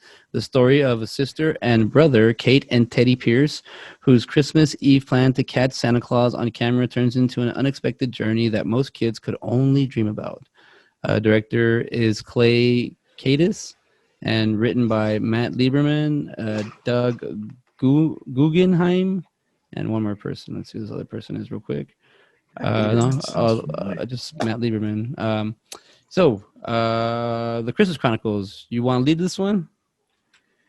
Or you want me to go? I, it, yeah, it was really good. I mean, it was a solid story. Um, you get I like them speaking Elvish. I thought that was pretty funny. It sounds like Swedish or something, which I thought that was great. It's it does a lot of what I feel like a lot of Christmas movies do, or maybe not even a lot, but it starts off sad. You get that down and depressed, and then you're just like, "Buh, buh, buh," and then you slowly build up your spirit. You slowly get like, okay, and then you finally get the characters coming around where Teddy is stealing cars, and he's oh no, he's going down the wrong path, kind of thing, and then you slowly turn around, and you have that. Um, I think that makes a solid movie. I mean, even if it is a bit formulaic, I mean, there's a reason why people continue to watch movies like that. It's because you see that clear progression of a character that's believable, you know? Um, Santa Claus or Kurt Russell as Santa Claus, loved it.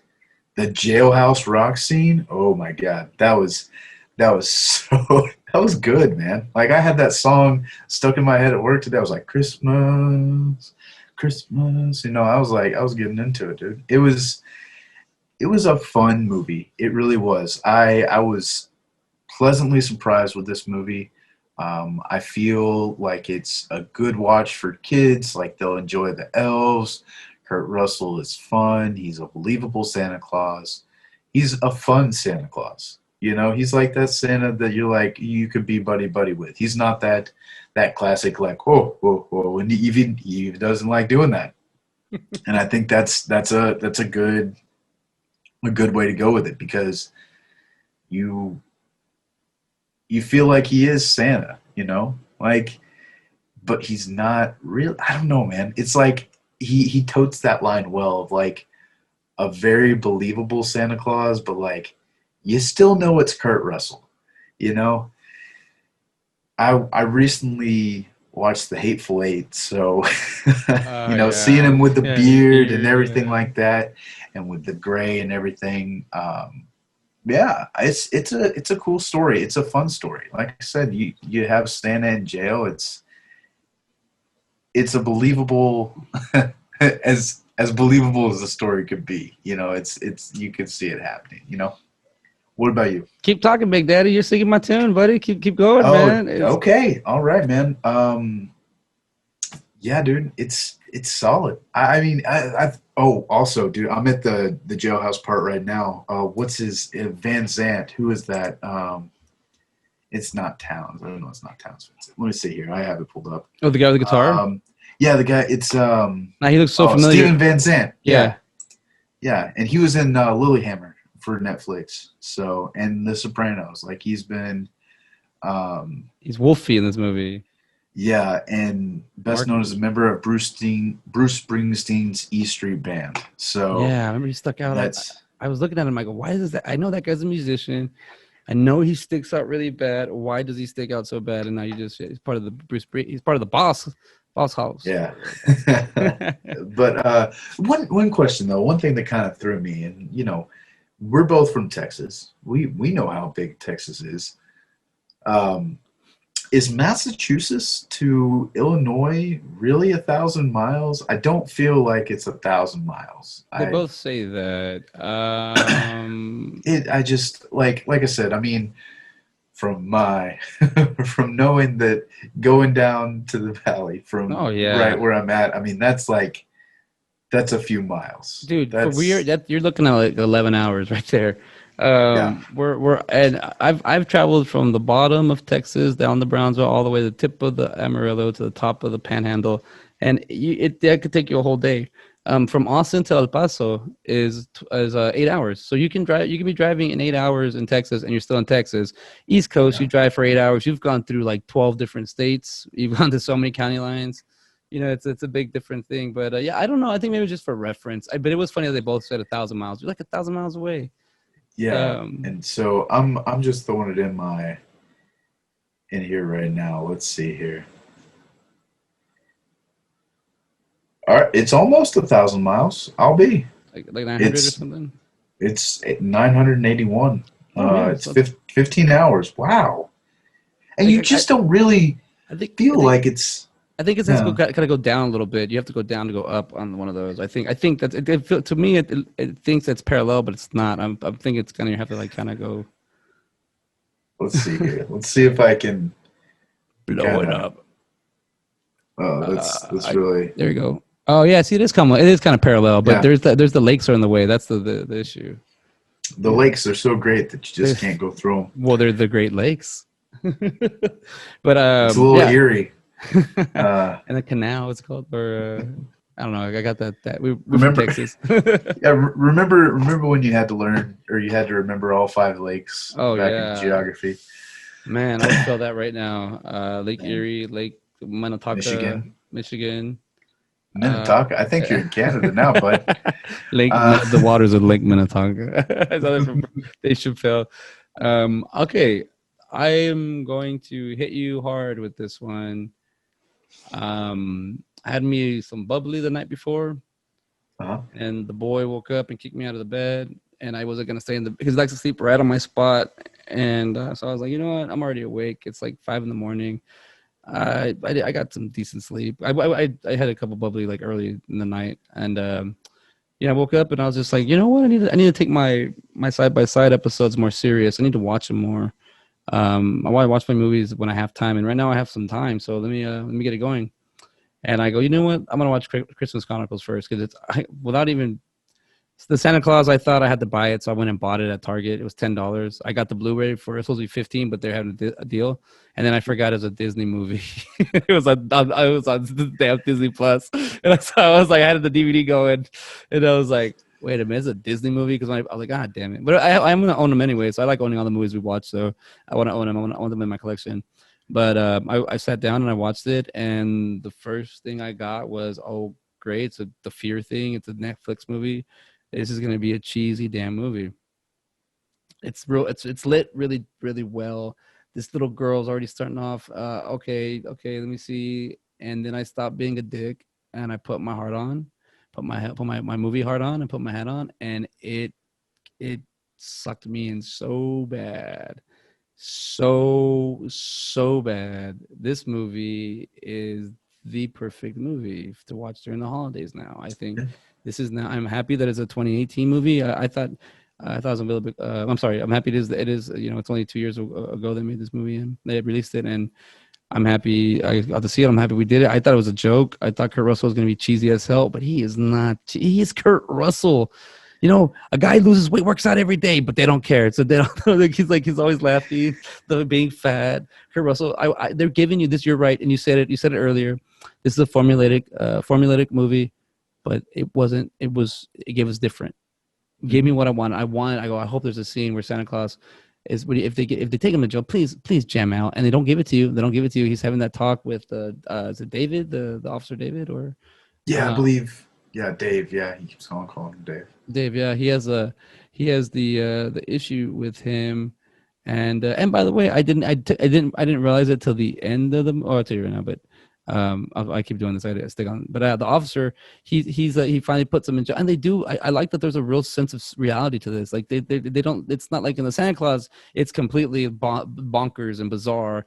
They actually do, like, that cop keeps his, taking him to jail, even after seeing the reindeer fly away. He's still the cop, and I was like, I hope he dances. And then as I started doing it, and it came out awesome. I was like, yes, it gives me everything. The little girl, Kate. Oh, I loved her. They wrote her as a little girl, like as a good as a good girl, because like not a good girl, but like a good character. Sorry, take that word. A good character, that she's not super like green in the eyes. She's aware of things, and you have to. They don't tell you that the father died. You have to pick up on that. And she's Yeah, even does the scout honor thing on the damn dad's like picture. Like, that's how much, that's a big deal. I really got to take into account that this is like a sad home. Like, this isn't happiness anymore. And they're on the Chronicles, and they're on these old VHSs that their dad was the Christmas guy. And I love it that the daughter, she says, we're pulling an all-nighter. Like, she's goofy, like she's silly, she's funny, she believes she's a good just a good well-being. Even the part when she comes around on the reindeer, I love that she's falling off the reindeer. That's not like in real life, or like I mean, it's more like real life instead of like in the movies where she'd be riding them all majestically, going through the streets. No, she was like, I don't. This was what really happened. I'd fall off, and then the brother has to go and help her, which I thought was that character to me. I didn't realize it was me till the end of the movie. So I was having a yeah, hard time connecting with Teddy, and it wasn't until the end of the movie where I realized I was like, oh, that's why, because I'm the Teddy character. Oh, okay, this is cool. This whole time I'm projecting myself to be like, I want to be the Kurt Russell to my younger brothers and sisters, and I want them to be like, I want to be like, whenever they're sad, I want to help them out. But it's not. It could be like that, but I'm more of the Teddy in this one. And this movie did break me. I did cry a couple times in it. I did shed a little tears because it's a tearjerker. It seems like it is not going to be a good movie, but it starts off a little bit too sweet, a little bit too corny. But then once Kurt Russell shows up, all bets are off. It was just beautiful. All Noel's whole bar of laughter. Everything cracks me up. Everything I'm watching. I didn't take any notes because I just watched it and I couldn't. The movie just absorbed me, and I had to go back and rewatch it. I've just been watching it again. Like, I'm like, this is I want to reprint this. I want this movie embedded in my mind. So every January, every December come around, I'll watch this movie, and I want my son to watch it because I like the fact that the dad is making an effort, and it shows all these videos. I didn't catch it until later that there was a time lapse was going on. Like, it just kind of got so immersed in the scene and the opening credits that it's a really big deal. Like, kind of has a Hook feel to it, yeah, but I felt like Hook had a little bit more sadness on your face. Like, this one was just sadness floated. You had to pick up on it. yeah, I love the elves. The elves cracked me the hell up. I love the mom. The mother played. She was the lady from. She's the father of the bride. yep. Kimberly Williams. Was that Paisley? Paisley. She. She's Brad Paisley's wife. That's his wife. All right, done. Yeah. Now Steve Martin's still around. And what's up? Brad Paisley is actually on an episode of South Park. It's actually his voice. He's playing himself, but yeah, he's dude. Awesome. And I used to love me some Brad Paisley, man. Fifth Wheel. I was listening to that right as I was getting out of high school, and dude, it was a good album, man. I think Kenny And Chesney was the one that was big when I was in high school. yeah, no, dude, he can shred on guitar, dude. Like, he has every album he has one just like instrumental song on there where he just like tears it up, and he gets after it, man. Like, hardcore. I gotta give it to him. And I'm 90% sure he writes all his songs. Like, it's him. Yeah. Which you don't get that a lot nowadays. A lot of people. If I'm not mistaken, he's with Peyton Manning in the State Farm commercial or Statewide Yeah, or something. yeah. That's him. Yeah, it's okay. Yeah. Nationwide is on your son. Yeah, like Peyton, you know a lot of these people in Peytonville. We know what you've been doing in your retirement or something like that. Like, enjoying your retirement. The chemistry with the brothers and sisters, it was good. I even was still in the car. I was kind of like, would you really steal a car? But I forgot that I'm the troubled. I would say that I'm a troubled teen, but I had enough things around me to keep me from doing that, going overboard that far. Breaking things was one thing, but stealing and robbing was another thing. I didn't really went down that path. Yeah. Um, I think, man, like, how do you deal with shit as a kid, man, as a teenager? How do you fucking, like, she's a little girl. She hasn't even gone through like, high school, junior high. She's still, it's like, it's a big deal. It's scary, to kind of raise yourself. Yeah, they didn't make her too emo, too sad about it. She's still kind of upbeat. She has the, and I think what you said about Jerry, your dad, what he said, it's up to you to have the Christmas spirit, and I think that's something I took from just right now from you, and then from this movie, The Christmas Chronicle. You don't have to believe in what I believe in, but if I believe in Santa Claus, then let me believe in this guy and Yeah. this. It's gonna and it's not, it doesn't have to be actually Saint Nick. It can be the idea of Santa Claus. Like, maybe if that helps me out in these 30 days to be a better person, then I'll do that. Then I'll go and I'll work on myself, or you do whatever it takes. But I love that, and that's what it did. I mean, I'm in my kitchen right now, looking at my living room, and it's decorated. We got a tree. It's black. I got a black tree. I got blue lights, and I got some presents under it, which now my kid is trying to open. So I gotta kind of put him a little bit in a different area. He's trying to open up my I'm trying to give. So I was like, don't open them. He's like, I'm gonna open. I was like, oh damn it. So I got that going. But I mean, I mean, I don't know what to really talk about this movie. The scenes are just amazing. Everything's fun. The way they even get into the sled, the way everything happens by accident, or on coincidence, and then even the, like, I don't even have to say, the thug guys they had to play. They were legit thugs. Yeah. Yeah, they were. I was like, that's pretty You believable. felt it. Yeah, I felt it. I Yeah. didn't feel like they were like trying to tell me this is what a thug is. They're like, nah, I think we went and got these guys from from the streets, and we put them in our movie for you guys. So, um, even the main boss guy, even they have like this little, like, they don't have. I love that the fact that this movie makes you think. This is like a 50-50 movie is what I call it. You have to put your mind into it, and it doesn't tell you everything. We know that the father's dead. They never bring it up till they bring it up. Why you have to go into the fire part, Yeah. They do bring that part up. Outside of that, like, I mean, curiosity kills the cat. The fact that the little sister's the catalyst that gets us all going, and the stories about the son, the Teddy, about the brother, that's what got me too. It had a little twist at the end. Not too crazy, but a little bit. Now, that being said, I just need to get this off my chest because I think I need you to help me out with this. They don't tell you what the secret is, right? Secret.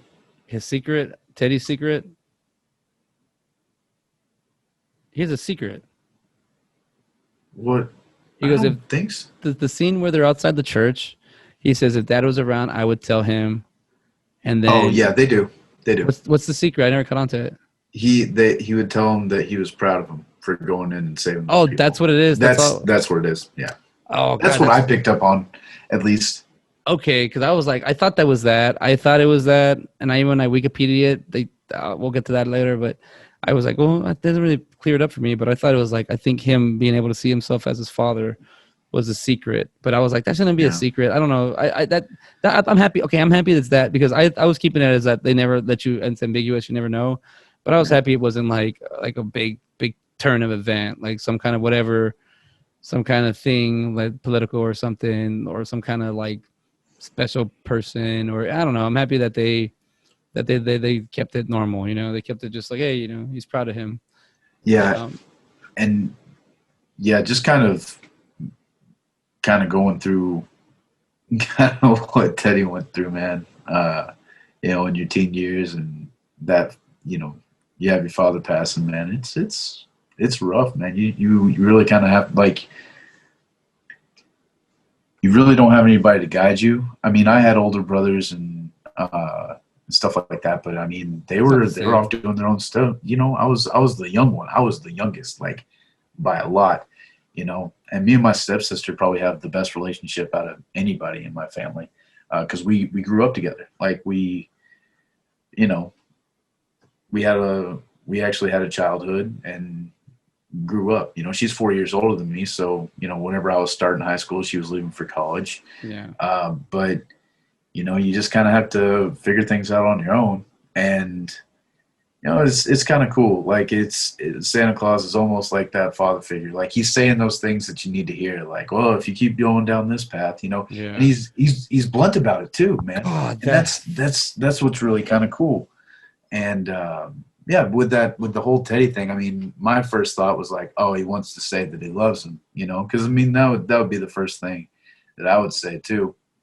And then you get that whole spiel about like, oh, why do you have to go in the fire? He had a family and kids to worry about. And then, like you said, at the end, whenever he's looking in the ornament and everything, he's like, I'm proud of you. And it's like you kind of think he's saying it to himself, but then, like I said, at least that's what I picked up Yeah, on. It's yeah, like he's proud of his dad for, doing what he did. He was still mad at him for doing it because he lost him, but that doesn't change the fact that you know, he's proud, you know.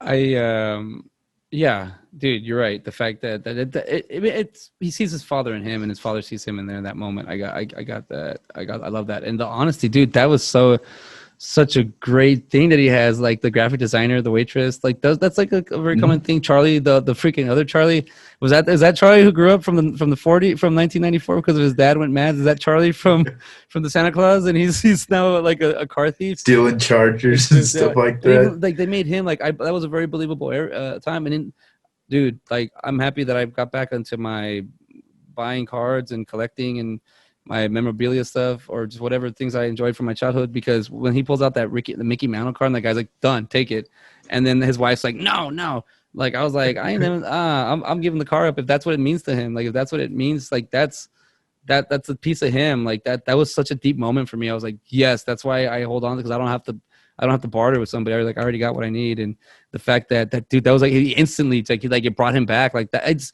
he's sitting there with his wife, like he's like, and then yeah, I'll do it here. Take my Porsche. Like instantly, I love that. I was like, oh, I hope they get the Porsche. And then she tears the card up. Like why? Well, they don't. She doesn't think it's real. Like that's the craziest thing about these movies too. Is like you feel like the people around them are crazy, but if you were in those people's shoes, you You'd would be think like, these people were they're crazy. crazy. Like Yeah. you're not Santa, like. And I think that's what's kind of cool about Christmas movies too. Is like you can have that um, suspension of belief, but still believe. Like you're outside of that reality, but like if you actually think about it, you're like if you really put yourselves in those shoes, then you're actually back in reality. If that kind of makes sense, I, that's a weird way of talking. no, I got you. I'm with you. If just it depends what angle you're in, because we know what the good nature they're in. But Mm-hmm. if we were all sitting down at a Denny's and someone's like, "Get the hell out of here! Get the fuck out of here! You're Yeah, not taking my car." But that's like they pulled out something like that where I was like, "Whoa!" I know it's real. I'd be like, "Holy shit!" and the hostess, man, she was all about it. She was like, "Take my tips." Yeah. Like she knew right away, and But I yeah, thought that was really cool. And so then everybody else was just, yeah. at the big reveal at the end, remember there's spoilers at the big reveal at the end when you find out that he does have magical powers. I really wanted that. I wanted that because it got me. They make it sell it like that he's just kind of like memorizing everything. Like he doesn't have these magical powers. That he's actually just a regular guy. It kind of gets you to that point where you're like, is he a regular guy? Kurt Russell or is he really Santa Claus? And you get the flying thing, and you're like, oh, it's all what you believe in, the hat. But I love that waitress. Her name's Wendy, played by Vea or Vela Vea Louvel, and that's awesome. She did a great performance as just a regular waitress. Like, even the guy played Charlie, or was it Freddie? Is it Charlie or Freddie? I think his name's Freddie. But I love the fact that he talks to the way Santa talks to him all like straight up. Yeah. And he doesn't mess around. Where is the older? All right, here we go. But I think with that was an awesome little twist on it. Even I like what's the guy from the New Girl? What's his name? One of the other cop, not Dave. Oh yeah. Look, he says little Mikey, so I think Yeah, his name is Mike. yeah. The guy's name. Man, it's Lamorne Morris. I'm seeing too many vowels here. I'm looking at Lamorene. Let's Like, see here. Officer. Lamorne Morris. Yeah, he's on. He's a year older than More, me. you know. He's been in the New Girl, Barbershop, The New Cut, Sandy Wexler, He, and Game Night. I remember him he from Game has Night. a new show out on Hulu too called Woke, where he like sees cartoon characters, I think, or something along that line. Okay. But he's the main character in that. On the Wendy character, I don't want to. I think that's just Lovell. Level? No, maybe I'm reading that wrong. Yeah. Lavelle. I think you're right. I think you said it right. Lovell. Because I knew I have somebody I know down south that's name is Lovell, but at first I was a little bit dyslexic sometimes, and I Lol. put lol, Bella, lol. No, I mean it's Lovell. Lovell. I mean Love. I Yeah. mean if it's Spanish with double L's, L, so Vea Love. Let's see here. You're good over here in American. It's America. Love L. Lavelle. I'm not making fun of your beautiful Lavelle name. doesn't sound terrible.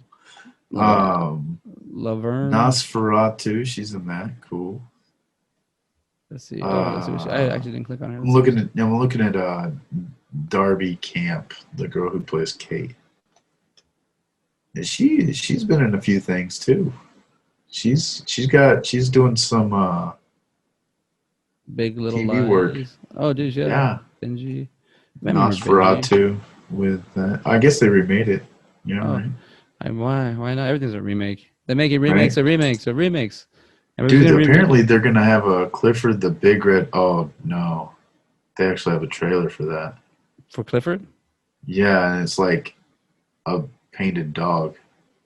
Nah, man. Let's just wait and see. Just if you're on IMDb, click on her and then click on Clifford the Big Red Dog. It looks like it's going to be a live action.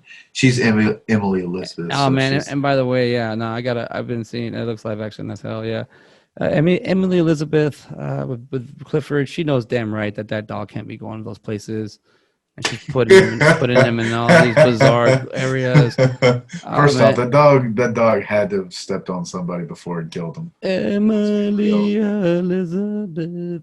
Really want it. I listened. I watched it I used to love that because show. it is John Ritter is the voice of Clifford, Oh yeah, I and forget that he talks in the show. and That's, and Kel Mitchell is in that show too from Keenan and Kel. huh. He's a boy. He's like T Bones. I think is the dog's name. I can't believe I know this. Yes, I love it. I love that I know this.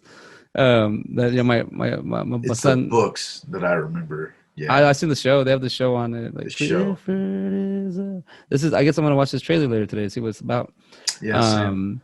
So everything about this movie, everything, the way Santa Claus is. I mean, even the mom and the way they have their relationship with their mother. Like she even tells him like she gets on his ass. You know.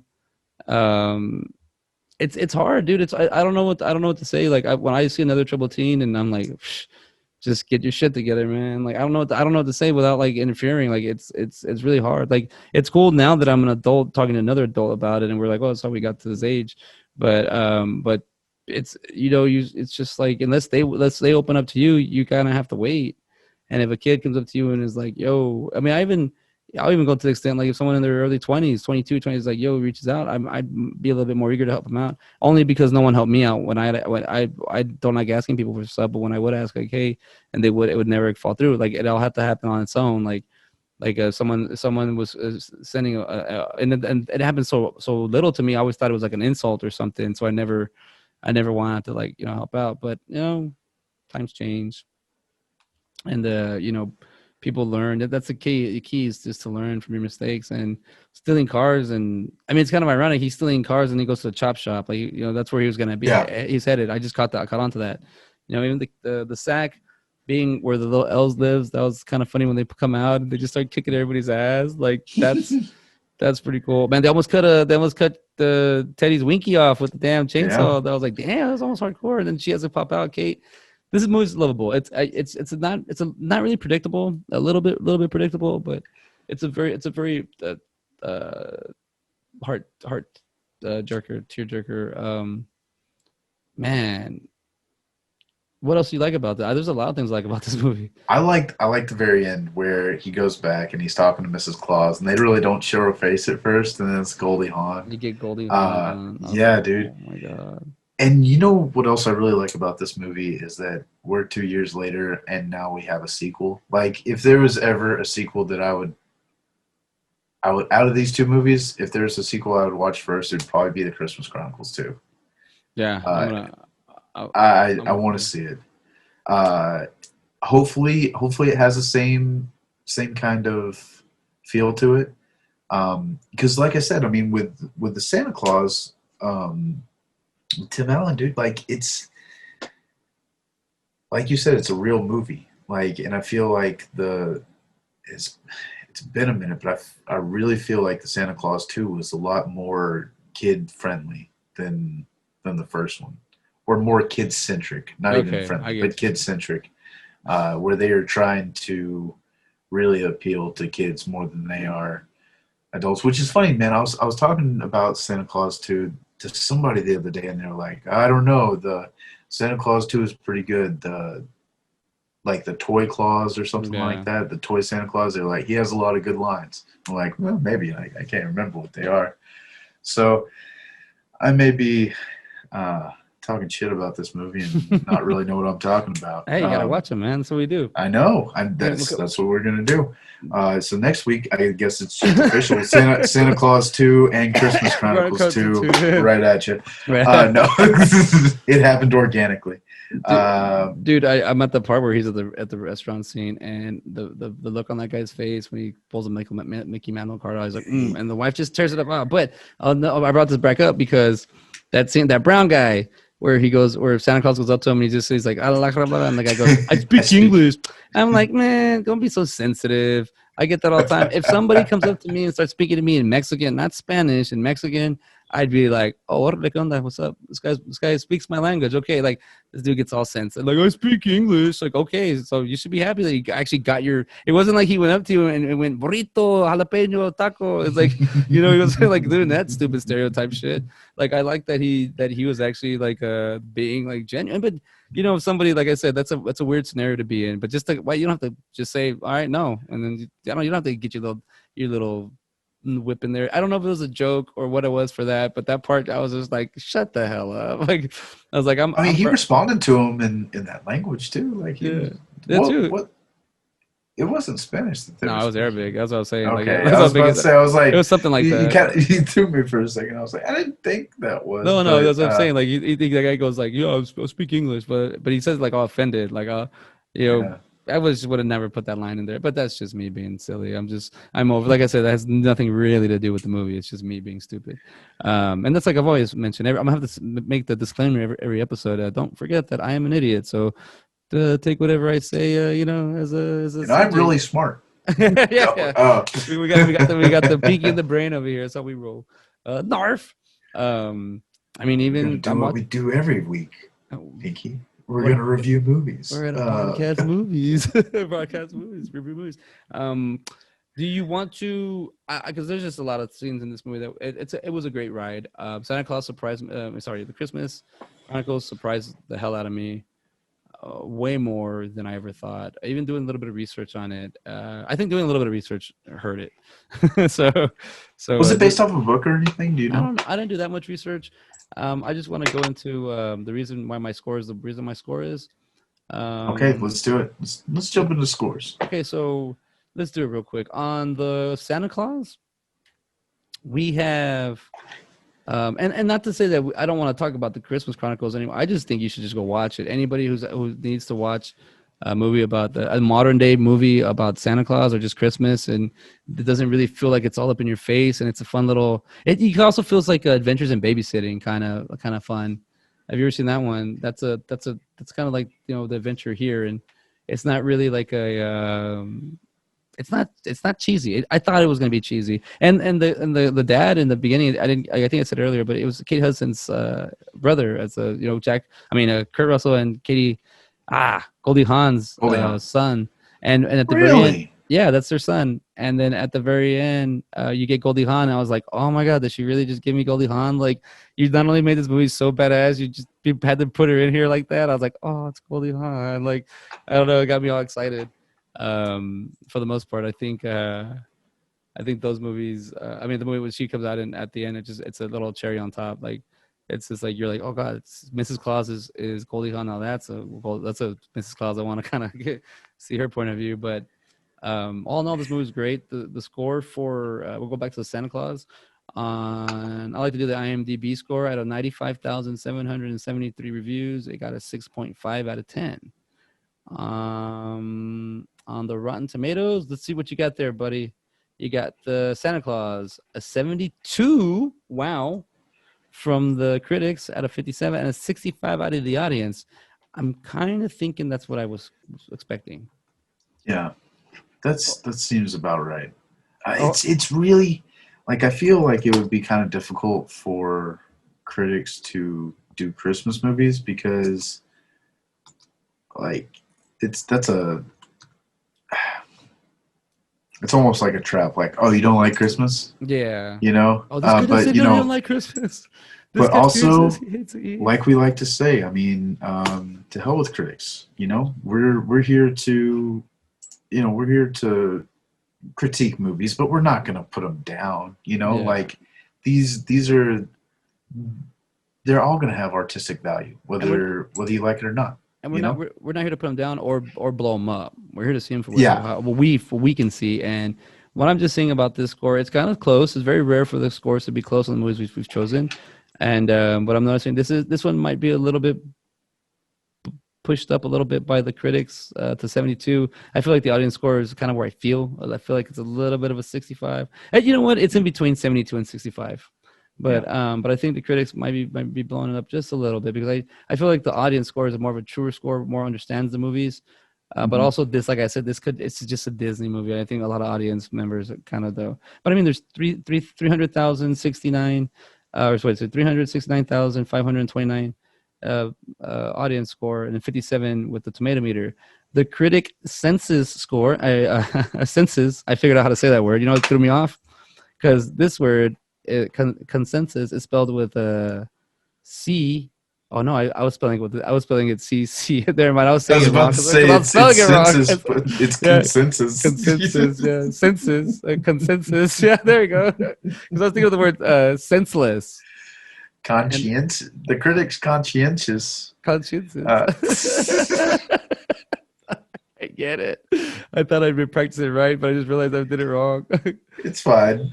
It's like you practiced for that test all week, and you studied the wrong thing. the wrong book. You were supposed to study I'm gonna physics. ace this history exam. Physics. Physics. What? Well, as long as they better give you some Leonardo, some what's his name? Leonardo da Vinci questions. But you mean Leonardo DiCaprio? Yeah, that one. Cappuccino. Critics consensus. The Santa Claus is utterly undemanding, but is firmly rooted in the sort of good old-fashioned holiday spirit missing from too many modern Yuletide films. I don't know what the hell that word is. Yuletide. What is that word? Yuletide. It's I don't know, something for Christmas. Okay. I don't know that word. Yule is you've heard of a Yule log before, right? Maybe. Maybe it's just a white people thing. I don't know. Like Yule, I've always heard about Yule. Yule. It has something to do with Christmas. I don't know. Too close to be a mule, and I don't want to work with the mule today. I mean, maybe Yule means reindeer. Yule. Well, let's see what it did. Let's see how it grows. I'm pretty sure it did killed in the box office.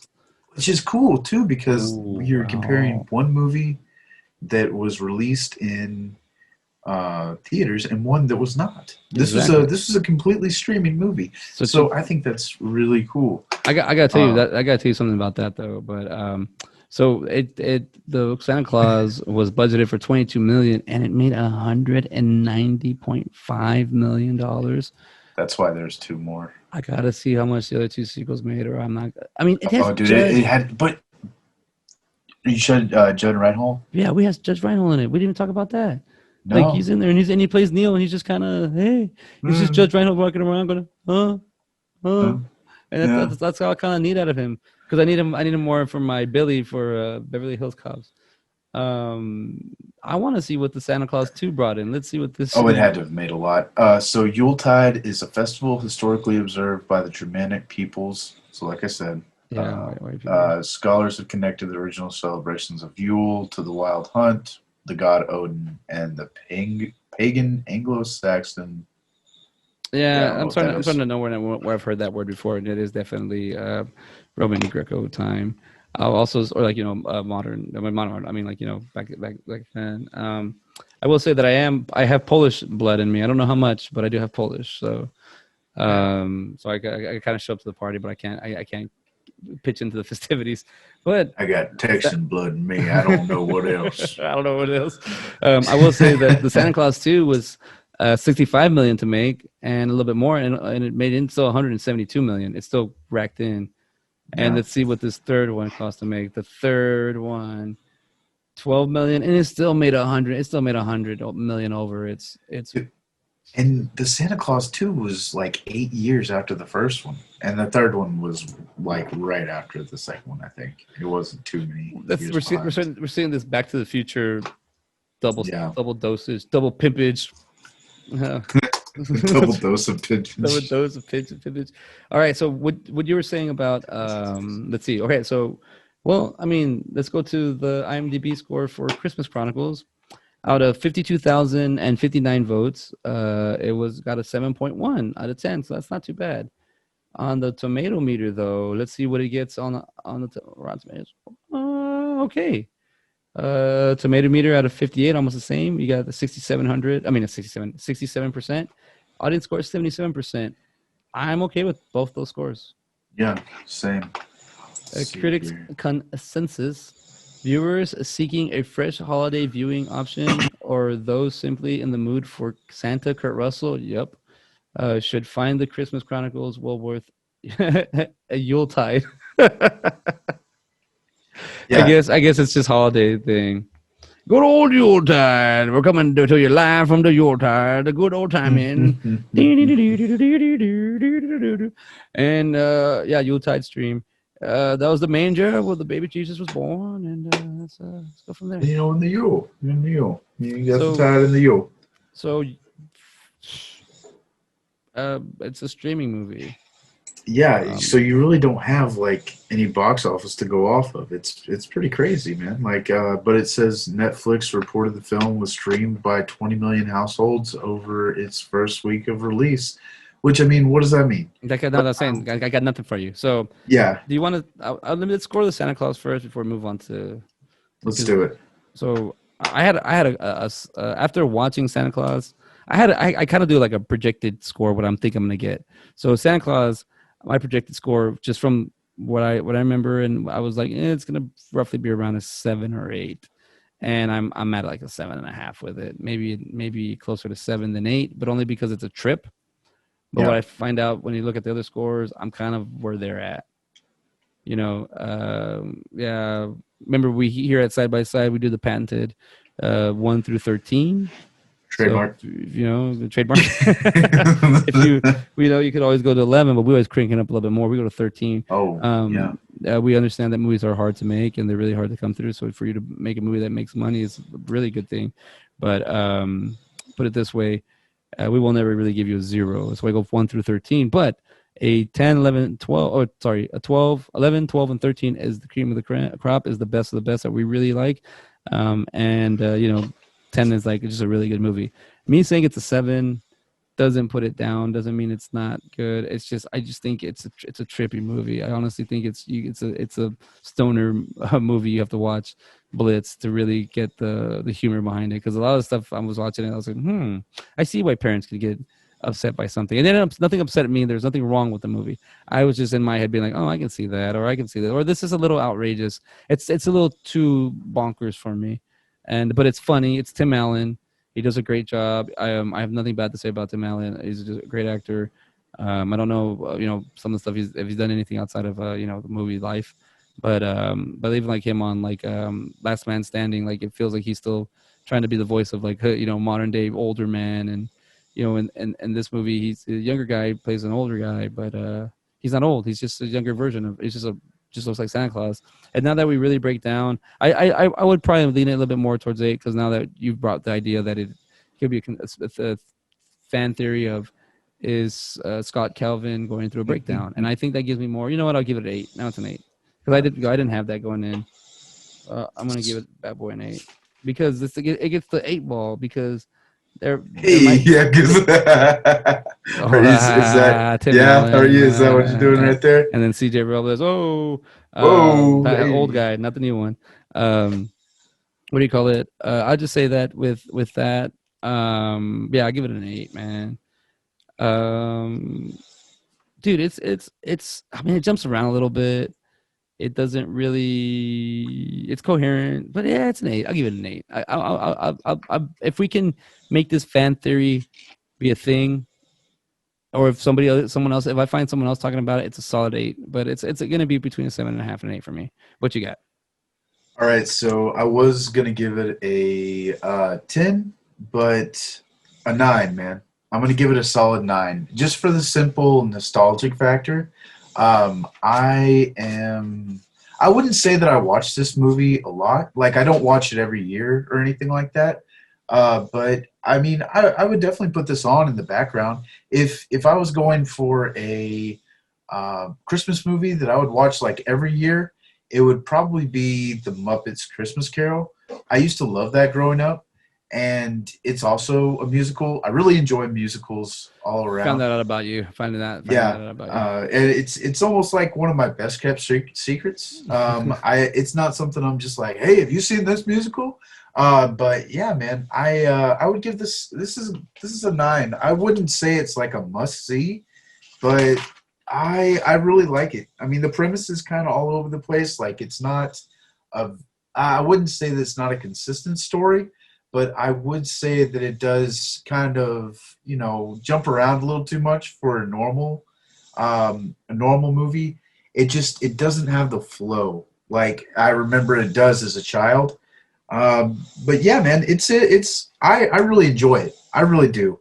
But yeah, that's like I said, that's a solid 9. I mean, I was gonna give it a 10, but the way you kind of talked about it, and after kind of getting your feel about it, I would give it a 9 instead of a 10 for sure. And this movie doesn't have a nostalgia factor for me. I saw this in the theater. I remember watching it. No me pegó. Like it didn't stick to me. Like I didn't.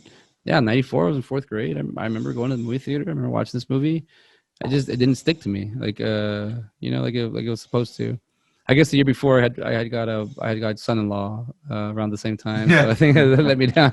But I will say that this movie it is now part of my collection. I will watch this at least once a year in December because I feel like it's a good keep around movie. Like you said, background noise. If I just want to put some decorating, I'll put in the background. We'll see some scenes. Some of the scenes are hilarious to watch.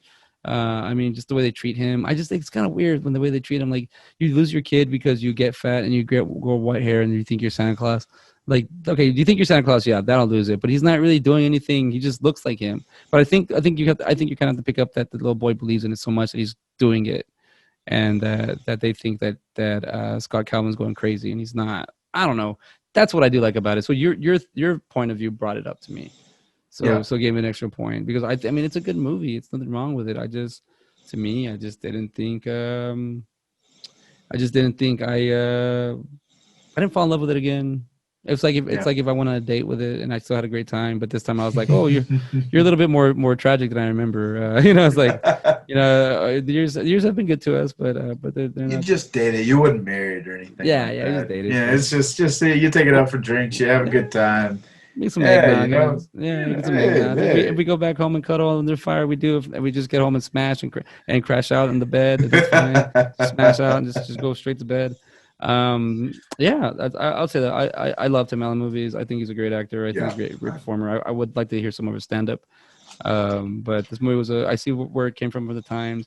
The big thing that this movie that I do love that it was an older movie when they did have the budget and everything because you'll find out stuff about the movie. Even let's see what it says here. It says a critical response on Rotten Tomatoes. The film holds an approval rating of 72 based on 57 and an average of rating of 5.9. The critics consensus reads the same thing I read earlier. No, nothing really, but I mean, there's something there. There's some material there we can talk about. There's some kind of meat, or I can probably get a DVD commentary. Now, that being said, jumping into the Christmas Chronicles, I'm gonna lay it out there, dude. This is a 12 for me. Yeah, It's a 12. dude. So me too. We got a synonymous score. No. Yeah. It's definitely. I think you're absolutely right. I think it's going to be one of those movies that I'll probably start to incorporate into my Christmas watch list. Like Elf is going to be on there every year. Like I said, Muppets Christmas Carol for sure is another one. And now I have the Christmas Chronicles. Is so real quick, with this Christmas Carols, is that the one with Jason Segel? No, that's the one with Michael Caine. No, it was the He's older a one. musician. Just the older Yeah, one. Oh, yeah, it's yeah. Okay, sorry. I thought they made another one. Yeah, sorry. Yeah, dude. Yeah. Yeah, you're right. So it's a 12. Hits everything I wanted in a movie. It's all, I would even dare call this a 13, a perfect movie for me. But there's a lot of those things I'll bring up to why it's not a 13. It is so close. It should be a 13. I honestly think this is a 13 movie. It really did get me back to thinking about rekindling my Christmas spirit. It really did help me like clean up a little things about like just the kind of things about being lazy about certain things. Like, no, but you have to do it, because then you're gonna have a tradition of not doing it. And I don't want to be part. I did that when I was younger and I was miserable. I want to get back into stuff like this, stuff I enjoy, and then pass it down to my son and see if he wants to do it. But the reason it's not a 13, I can't tell how much was spent on it. It's a Netflix movie streaming. Am I going to get a DVD out of this? Am I going to get anything behind the scenes? There's nothing. If this movie can actually not exist one day, they can say, we pull it. We don't ever want to show it again. And that's the thing that bothers me. And that's a personal. It's 100% personal reason why I would not give this movie a 13. Because of the Netflix angle of it. If I'm not able to like to rent, that's what I found out about looking at this. It kind of got me like, as much as I love this movie, how can I buy it, or how do I get my own copy of it? I don't want a digital copy. I don't want. How is this going to work? Am I going to bootleg this myself, or? I mean, I do not pirate. That's one thing. I pay for all my stuff because I'm in the business, and I don't want people to take money out of my pocket. But what I'm trying to say is like, how do I go past this part? How do I can. Am I ever going to be able to get a movie poster about this? Or I just have to print it out myself? Or like, there's not that level that I'm seeing that's going to give it that point for me to hold on to it more than just a great movie. I love it, but I feel like, especially nowadays, with the way people can just take anything away, and if it's all digital, I can't have that, man. I can't have. That's why I love seeing cassette tapes. I love seeing DVDs. I love seeing, VHS, VCRs. Like I like seeing that stuff because it shows me at one time it was how we got to where we're at. But now with the live streaming, like I want to know how much it costs. I want to know were there any issues on set. I want to know what's going on with how this movie. Was it an easy movie to make? Was it all green screen? Like where did they shoot it? Did they actually shoot it in Chicago, in New York? Like I don't know where to find any of this stuff. I mean, if I go to IMDb, it's probably in there, but I actually didn't do that. Sorry, everybody. You should do your research, and I didn't even do that. Let's see. I mean, there are some stuff. There's some goofs here, but I mean, like, like you were saying earlier about like the I love the movies, or like they have enough footage to talk about those kind of movies. They have enough movies to like enough stuff to talk about like a lot of what do you call it? Just like Home Alone, and like is Die Hard a Christmas movie? And by the way, I'm finding out that Die Hard might not. Well, to me, it's not a Christmas movie. No, it's a Bruce Willis movie because that's what he said it is. Well, the way I always saw it was when I saw it when I was younger. I just happened to see an action movie that happens to happen during Christmas. It has nothing to do Christmas. It could have been during Easter. It could have been during St. Patty's Day. It could have been, but it's not. It's not that because Christmas is not involved in the actual movie. And I mean, it's in the movie. It's not the story. It's just part of the environment. You never actually see John McClane put on a Santa costume and go ho ho ho. You never see anything about reindeers or anything. It just happens during Christmas. But it's a 12 for you, and let me get your part on that because mine seems to be way more personal and more because I wish I would have had like something to further develop into the story, something I can grow with, something I can really get into.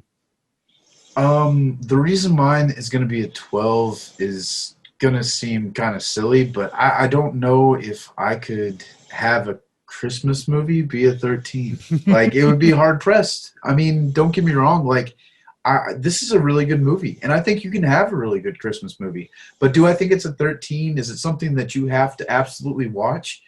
Probably not. That's like I said. That's why we have 13. I mean, 11 through 13. It's something that we highly recommend, and I feel like that's where Christmas Chronicles is sitting. Is like we really recommend this movie. It's something that I feel like you should give it a watch. Yeah. But is it something that is a must see? No, not necessarily. I mean, if you're not much into Christmas, that's like I said, it's not going to hit for everybody. I, And I think a 13 really needs to resonate with everybody. I honestly think that this movie is for everybody.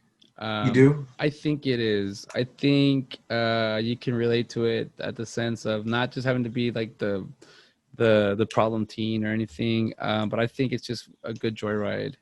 I would recommend this movie for a Christmas movie. If someone's always talking about, like what's a Christmas story, or I'm like, if you want to try a new Christmas movie, watch this one. I would totally recommend.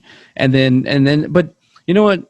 I get what you're saying about you can't actually. Okay, now I'm thinking about you can't really recommend this to all the people. But if somebody were to ask me, "Have you seen that Christmas Chronicle movie yet?" I'd be like, "Yes, totally watch it." Or if somebody's having a conversation and they're like, "Well, what movie do you recommend we watch for Christmas?" I'd be like, "Have you seen a Christmas Chronicle?" But I wouldn't lead with this. I wouldn't be like, "Hey, by the way, during Christmas, I saw this movie." No, I'd have to be a topic. It'd have to come up. So you're right. The 12 is really it's hard. If I were to pick, I think if I were to pick a Christmas movie that's a 13, I want to say Four Christmases is probably going to be the closest for me because I can relate to that one a lot, but also just not relate as in like I have, but just like the whole the divorce aspect. You get to see why there's four Christmases. Yeah. And for me, it's I have to spend. I do like 3 Christmases or 3 Thanksgivings every time I'm in my hometown, but it gets a little tiring. But I relate to that. But that one might be it. I still got to go through all the Christmas movies out there, but I think that one off the top of my head. But this one's right up there, man. This is a good movie. I would totally recommend this to somebody during Christmas holidays if they have Netflix, because I'm finding out a lot of people, some people have it, some people don't. But I'm like, if you want to see a good movie, I'd recommend A Christmas Chronicles. I think, but you're right. It can't be. If it's like July, I'm not gonna ring it up, or unless it's like if it's, I'd be like, yeah, that's a good point. It's a good 12 for that. It's great for this time now. Now, if we're talking about a Christmas movie I can watch any time of year, Bad Santa. I mean, Yeah. I wouldn't necessarily give that a 13, No, 13. although Billy Bob is, I mean, he is fantastic in that movie. Bad Santa 2, I could take it or leave it. It has Kathy Bates, and I love that. I love her. But would I be like, hey, you need to see Bad Santa 2 if nah, probably not. I think One that I'd acquired watch over taste and is what we call that. Bad Santa would be an acquired taste. You kind of have to know who you're talking to, like Yeah. to be like to. Oh, But you're right. That's a good one. I have to say my favorite scene out of that movie is whenever the kid is opening up the advent calendar and he gets an Advil. It's like, well, they can't all be winners. Like, dude, I say that to people all the time. And also, it really kind of sucked growing up being a little chubby kid because everybody related me to Thurman Merman. Oh, and I was. Dude, I did like that aspect of Bad Santa 2, actually, that the kid came back, and I did enjoy that he came back to play that character. I have to say that if there was one redeeming quality of Bad Santa 2 is they got Thurman Merman back. that's what they referred to you to as the Thurman. Yeah. I mean, I don't know if I was explicitly called Thurman Merman. There was, so in my fraternity, there was a guy that looked even more like him, and his nickname was Thurman Merman. But yeah, no, I kind of got that. I was like, oh, wooden pickle, and I wouldn't say I was stupid growing up, but I definitely wouldn't like, oh, yeah, I would have those goofy moments, Yeah. Well, Bad Sound to me really stuck out. I remember that, but I don't remember the second one. I remember watching it, but I remember going to theaters. I just don't remember it that well. That's what I'm saying. I mean, if we could, we're still in Christmas time, so we could do Bad Santa 1 and Bad Santa 2. But, but before we move on to that, let's jump on the Jingle Jangle. Jingle Jangle. I just want to give it a little love because you've been bringing it up a few times. And I was like, you know what? Let's go and get it. Let's get at it. About. Yeah, let's go. And I will say that you are definitely a musical guy, musical lover. Yeah, man. Honestly, I could see me trying out for like a play or something, like a musical play. I would totally do that. You should, man. Try to get on. Not to brag, but I think I can sing. That's not holding me down. How about I'll do a Christmas song? Is I'm dreaming of a white Christmas. Ooh, got that down, dude. Just like the ones I used to know. All right, that's it. But I got the piano. I've been cracking it. I got the piano. It's got like 6 keys that work. I've been using it. Dude, whenever you did that reminded me of South Park. It's hooked on monkey phonics. When that monkey oh man, hooked up. Sorry, that dude. Musical goes everywhere. All right, right off the top of your head, what's your favorite musical? Book of Mormon. I mean, I got to see that, and it's hilarious. It is thought provoking. It is real. It brings up real topics that well, this is going to be weird in a Christmas podcast, kind of, but genital mutilation. Stuff like that, like they do bring that up, and like how crazy it is. Like they have a lot of real subjects that go on in the world, and they don't make light of it, but they bring it to light. You know, and that's what I really like about Matt and Trey is I don't feel like they're trying to make light of stuff. They are literally trying to bring light onto sensitive subjects. Yeah. But yeah, that would probably be my favorite musical. Moulin Rouge is probably my favorite like musical movie. It's a fun ride, dude. You got Ewan McGregor, and he belts it out, dude.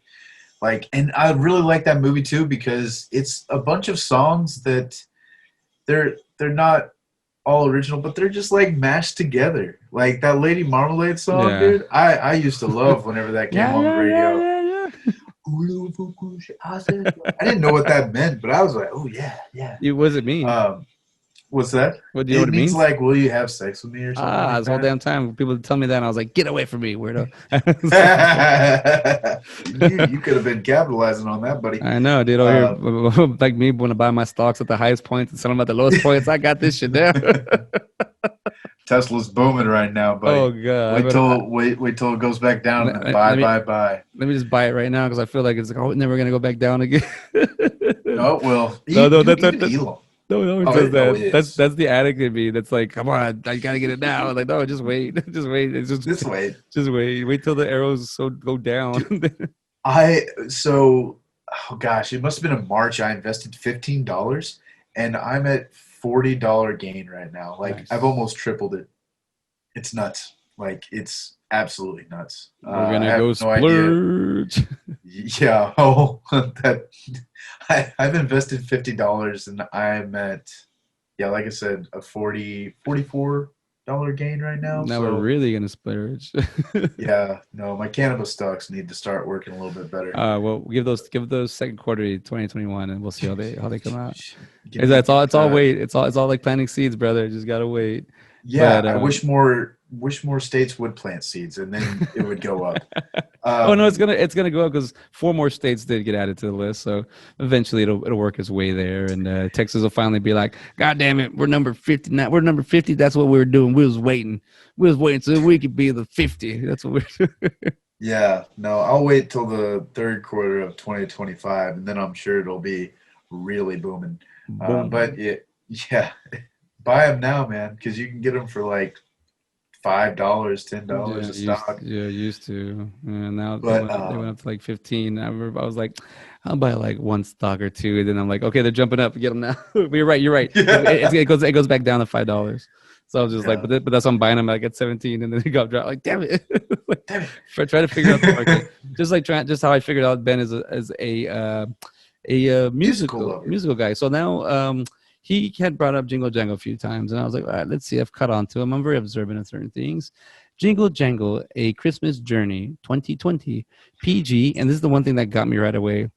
It is 2 hours and 2 minutes long. I should have known there was something up when I saw that.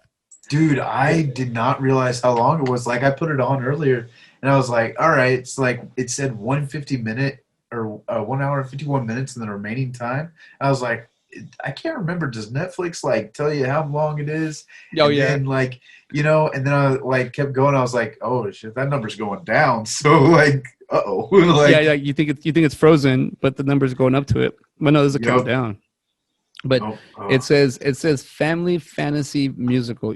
Definitely, it has that. It says November 13th, 2020. So it just came out about a month ago. An imaginary world comes to life in a holiday tale of an eccentric toy maker, his adventurous granddaughter, and a magical invention that has the power to change their lives forever. Like I said, we're going to talk about this for a little bit because I did not complete this movie. But I will say I'm the one, and I am the one that started this. I told Ben, "Hey, I'm gonna watch this today. We're gonna do it." But then I only got it like 30 minutes into it, and then I had to pause, and it took me forever to pick it back up. But I did get I got at least an hour. I probably have about 23 minutes left of the movie. But there's one thing that was really hard for me to swallow was with the beginning of the movie. It is very, and I don't mean to be offensive, but kind of cheesy, kind of corny. Yeah. The very opening scenes, I was like, damn, it lost me. And then I realized, oh, it's a damn musical. Oh, damn it, it got me to a musical. So I wasn't had that mindset. I But forgot, honestly. I honestly forgot it was a musical, hey, to be hey, completely it could have been a fair. softcore porn, and I would have been like, oh, it's softcore. What? This is too cheesy for Yeah, a that was softcore yeah. I was porn. like, you know what I'm saying, but I'm gonna say this. I kept I picked it back up, and I was like, all right, let's get into this movie. It's got some good actors in it.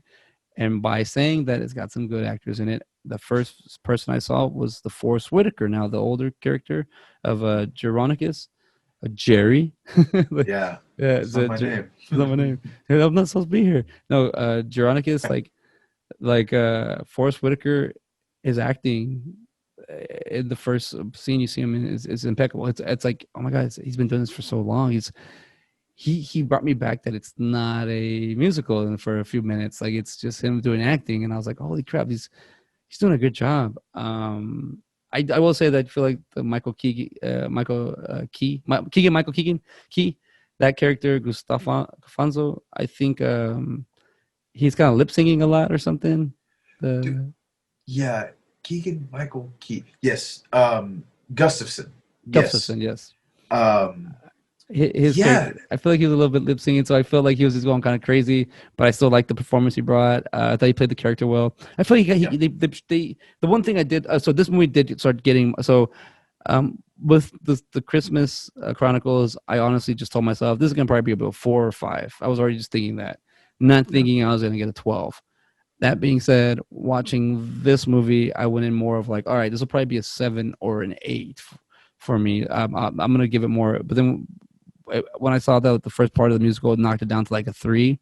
But I Mhm. kept going, and it brought it up. It brought it up, the story was good, but just the storytelling, the way that they brought in the 3D animation to the story, the fact that there's layers of stories in it, I was like, okay, I get this. I'm gonna do its due diligence, and I will finish it. But for the sake of the podcast, I had to I'd stop.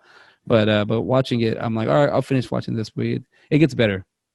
Yeah. It steps up a lot. I really don't know. We did talk about South Park, a bigger, longer, and uncut, and I didn't even know it was a musical until I watched behind the scenes and Trey Parker and Matt Stone call it a musical. So I was like, Yeah. oh yeah. And then now I just realized that Trey Parker loves to write musicals. So watching this musical, I like the second song, the one with the ladies trying to miss. Dude, that was my favorite one. The Miles and Miles. Yeah, Yeah. that was my favorite song. Yeah, Yeah. I like that one. That got me back into it. That got me back into the movie.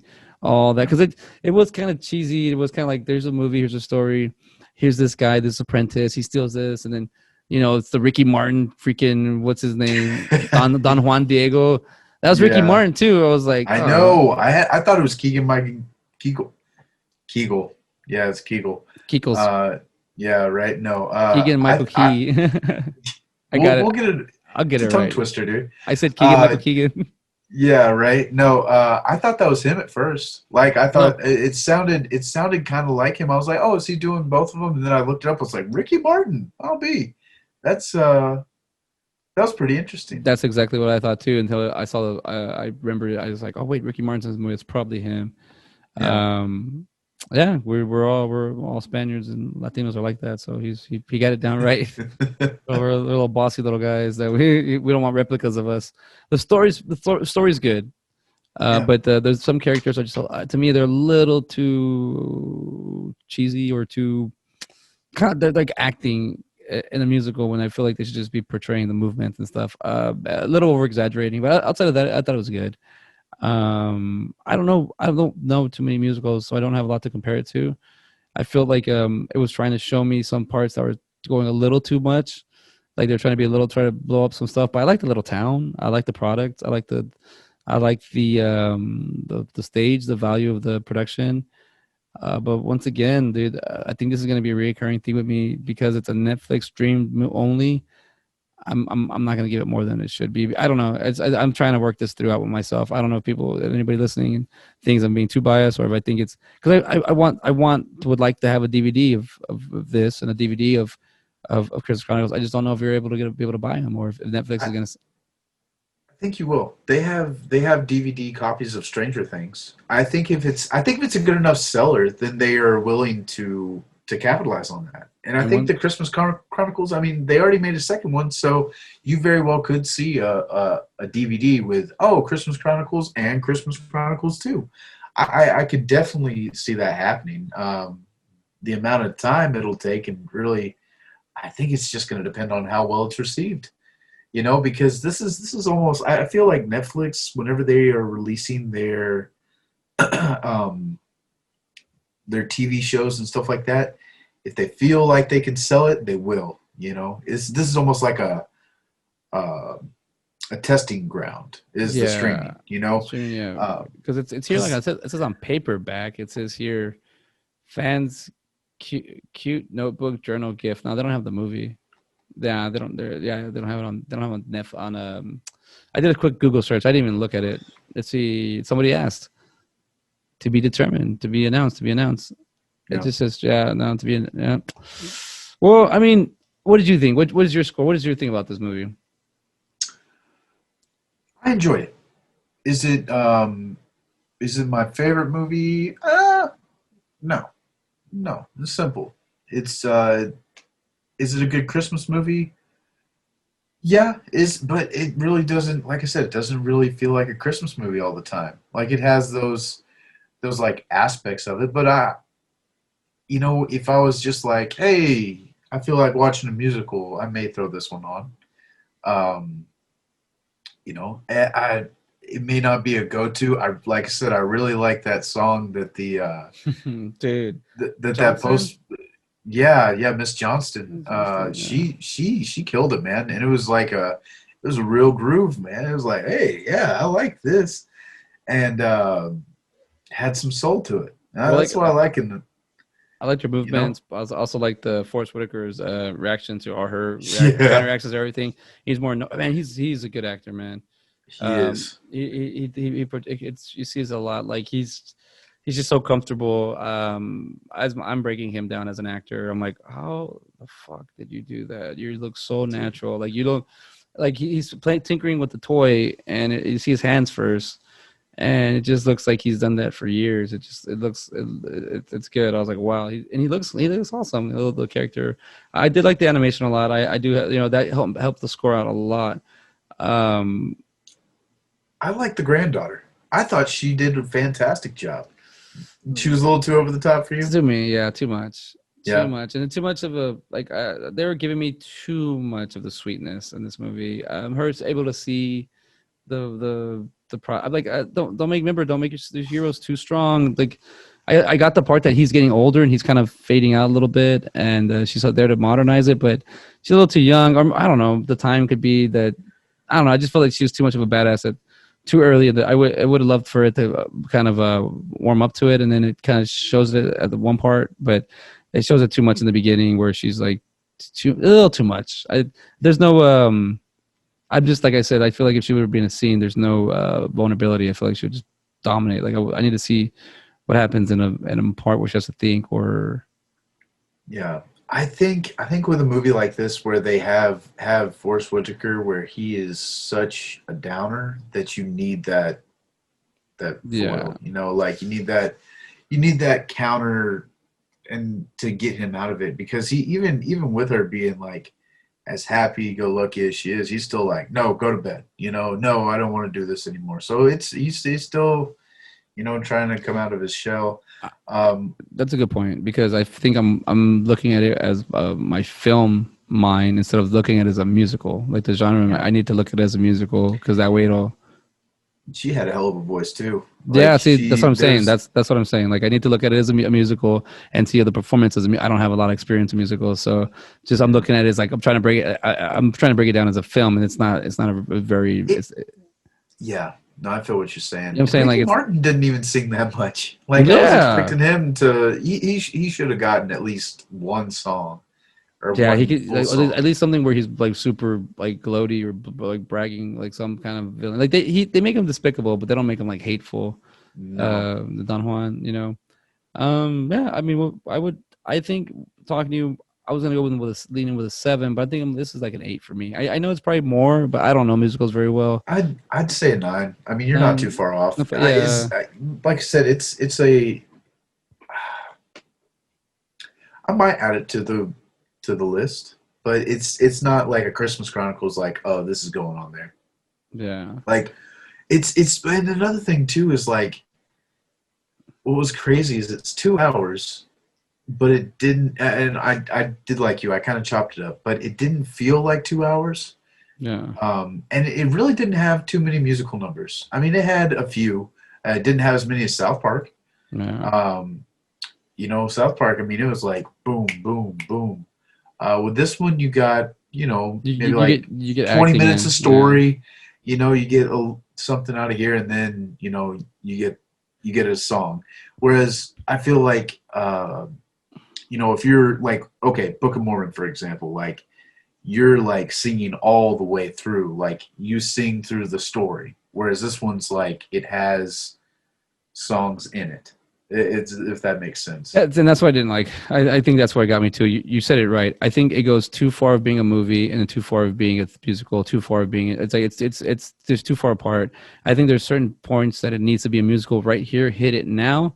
And I think they miss a lot of those marks in this movie. And I feel like in the beginning scene, I would have liked a little bit slower.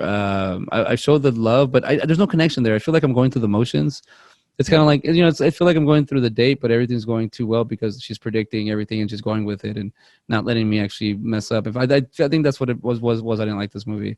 Why was oh I'm not saying like it. I'm saying it was a hard time grading it because I was like, well, I feel like a lot of the acting there, there's two forms of acting in this movie. There's the musical part, the theatrical part that's I see, and then there's actual acting. So I'm seeing it as, like I said earlier, like with the softcore porn, like here's the performance and here's the acting in it. I don't care about I want to see the performance. I don't care about the acting. But at the same time, this is a movie. So a lot of the story in the movie, a lot of the acting, a lot of the stuff that I feel like it was just it was spoon feeding me too much. Where Christmas Chronicles is letting me I have to believe it or not. I have to have the mindset to be like, to catch the thing. I feel like this movie is a little bit, it's showing me joy, but I don't feel what's his name, Veronicus. I don't feel his sadness really. I don't feel it. yeah, I feel like he's down. I feel like he's out. But what the way he should be lower. But I feel like the performance is great. But in the story, for everyone else to kind of like, for them to have that all that high energy, I think there needs to be I think there needs to be a point of everything, and it takes a little bit too long. I feel like to get to the point, to get to the other parts of the song, because it gets me comfortable thinking like, all right, I'm watching a movie again, and then it's musical. It's like, oh, and then it's a high energy musical. I think that's why I like that shop musical, because it's a little bit more beat, a little more playful, a yeah. little bit more. I was up until that point, but it. Yeah, I think an 8 is where I'm gonna be at. And to be fair, this movie would have been an hour and a half, an hour 40 if it wasn't for the songs. Like they could have left the songs out and totally gone on with just the story, and it wouldn't. If they had cut out the songs, it wouldn't have taken away from the story at all. And Yeah, that's where I kind of, with a musical, the songs progress the story. You know, at least the ones that you really you really kind of see, or an actual musical. At least that's what I kind of think of. Like, you know, with South Park, I mean, you had the songs progressing, and then you had like all the songs converging and making that one last. You had what was it, down there or up there? With Satan singing, and then you yeah. have the Terrence and Phillip, and then all of it came together, and then it just keeps moving the story forward. Whereas with this, they're just there. It's a musical aspect, like you said, to a film. I don't know how many more times I could say it or how many different ways, but that's kind of how I feel about it. Um, like I said, okay, the Miss Johnson song, if they have that on Spotify or anything like that, I would listen to that, Yeah. for a while. Like whenever I went and saw the Book of Mormon, man, I got it on Spotify. Like I was listening to those songs like well after I went and saw that musical. And yeah, it's highly recommend if you ever get a chance to just Book of Mormon. see. Yeah. Oh, dude, it I is gotta get it. I gotta fantastic. watch it. I'll probably YouTube it and ruin it for myself, but I need to Yeah, see it. That's something I do need to see. Musicals I've always kind of stayed away from, but I think what we said earlier when I brought up about Die Hard, it's an action movie that happens during Christmas. I think I took that and what you just said.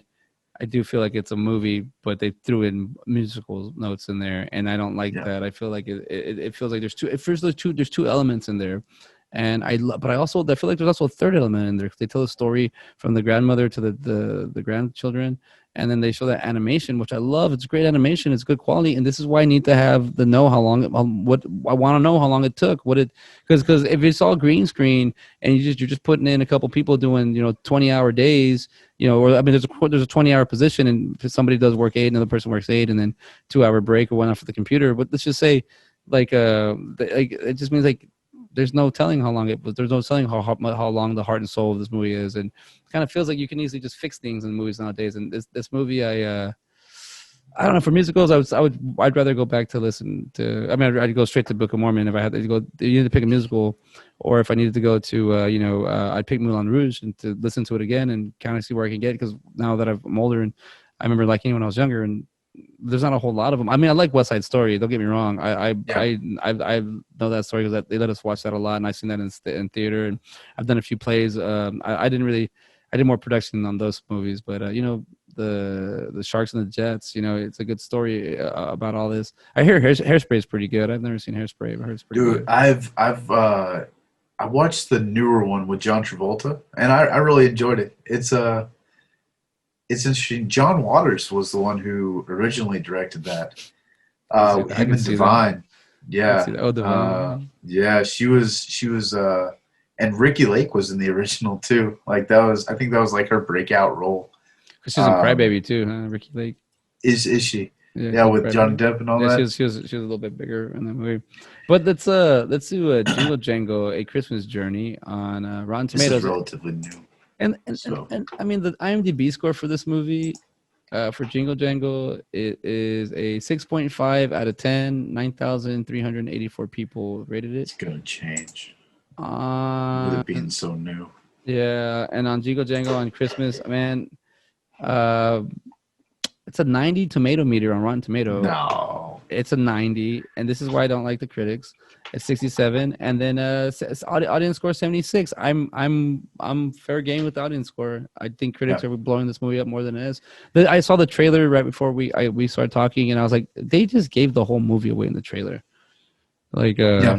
I wouldn't even like you know just watch the trailer. You've seen this whole movie, and did that really? I was like, nah, why'd they do that? Because I didn't realize there's a trailer for that on. I was like, oh, there's a trailer. Let me watch it real quick, and I watched it, and I was like, oh well, a 90 really? It's not. It's like saying it's an A minus. Damn. All right, so somebody said this is awful. but to be fair, I don't like musicals. That was one of the critics. The shiny, empty-headed musical Bible doesn't cut the mustard. Pleasantly forgettable songs, notwithstanding. Disagree with that. There are a few pretty.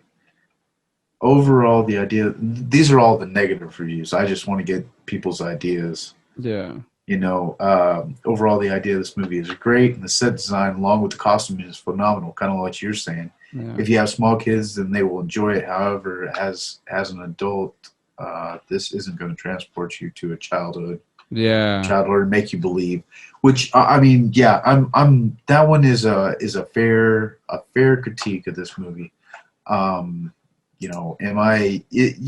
No, I think Exactly like that's there's no connection there. I think they're basically telling our children or my children to be like, this is what they're going through, but there's no real connection to the movie.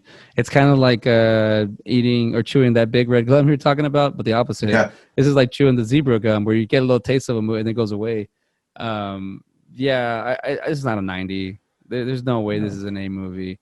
I'm not trying to put it down. It just seems like critics nowadays are seeming to pick up certain movie and just writing with it and telling everybody that you have to watch it. The critics' consensus: Jingle Jangle: A Christmas Journey celebrates Yuletide season with a holiday adventure whose exuberant spirit is matched by its uplifting message. The message is not this strong. There's not a 90% message. If it's at 67, I'd be like, yeah, okay, I believe. And that's another thing. Like this 90 is going to affect my score because let's say, I mean, I'm not going to do it on this one, but let's say there's another movie where I'm very like it's more of a 6, but I can see it as an 8, but I'll give it a 7 and then or 7.5, and then I look at their score and it's a 90 and it should be lower. I'm like, nah, it's a 6. You got to have balance in the world, and I think I don't mean to be like biased, but it's a little too much for me. A 90, that's way too high, man. yeah. Well, and if there is like a moral to the story, it's don't be a dick to your granddaughter whenever she first shows up. I mean, well, I think that's kind of what got me is like her running away. Well, okay, I could kind of get that because his daughter went away and stuff like that. So, but that's when you start realizing that, oh wow, she's really important.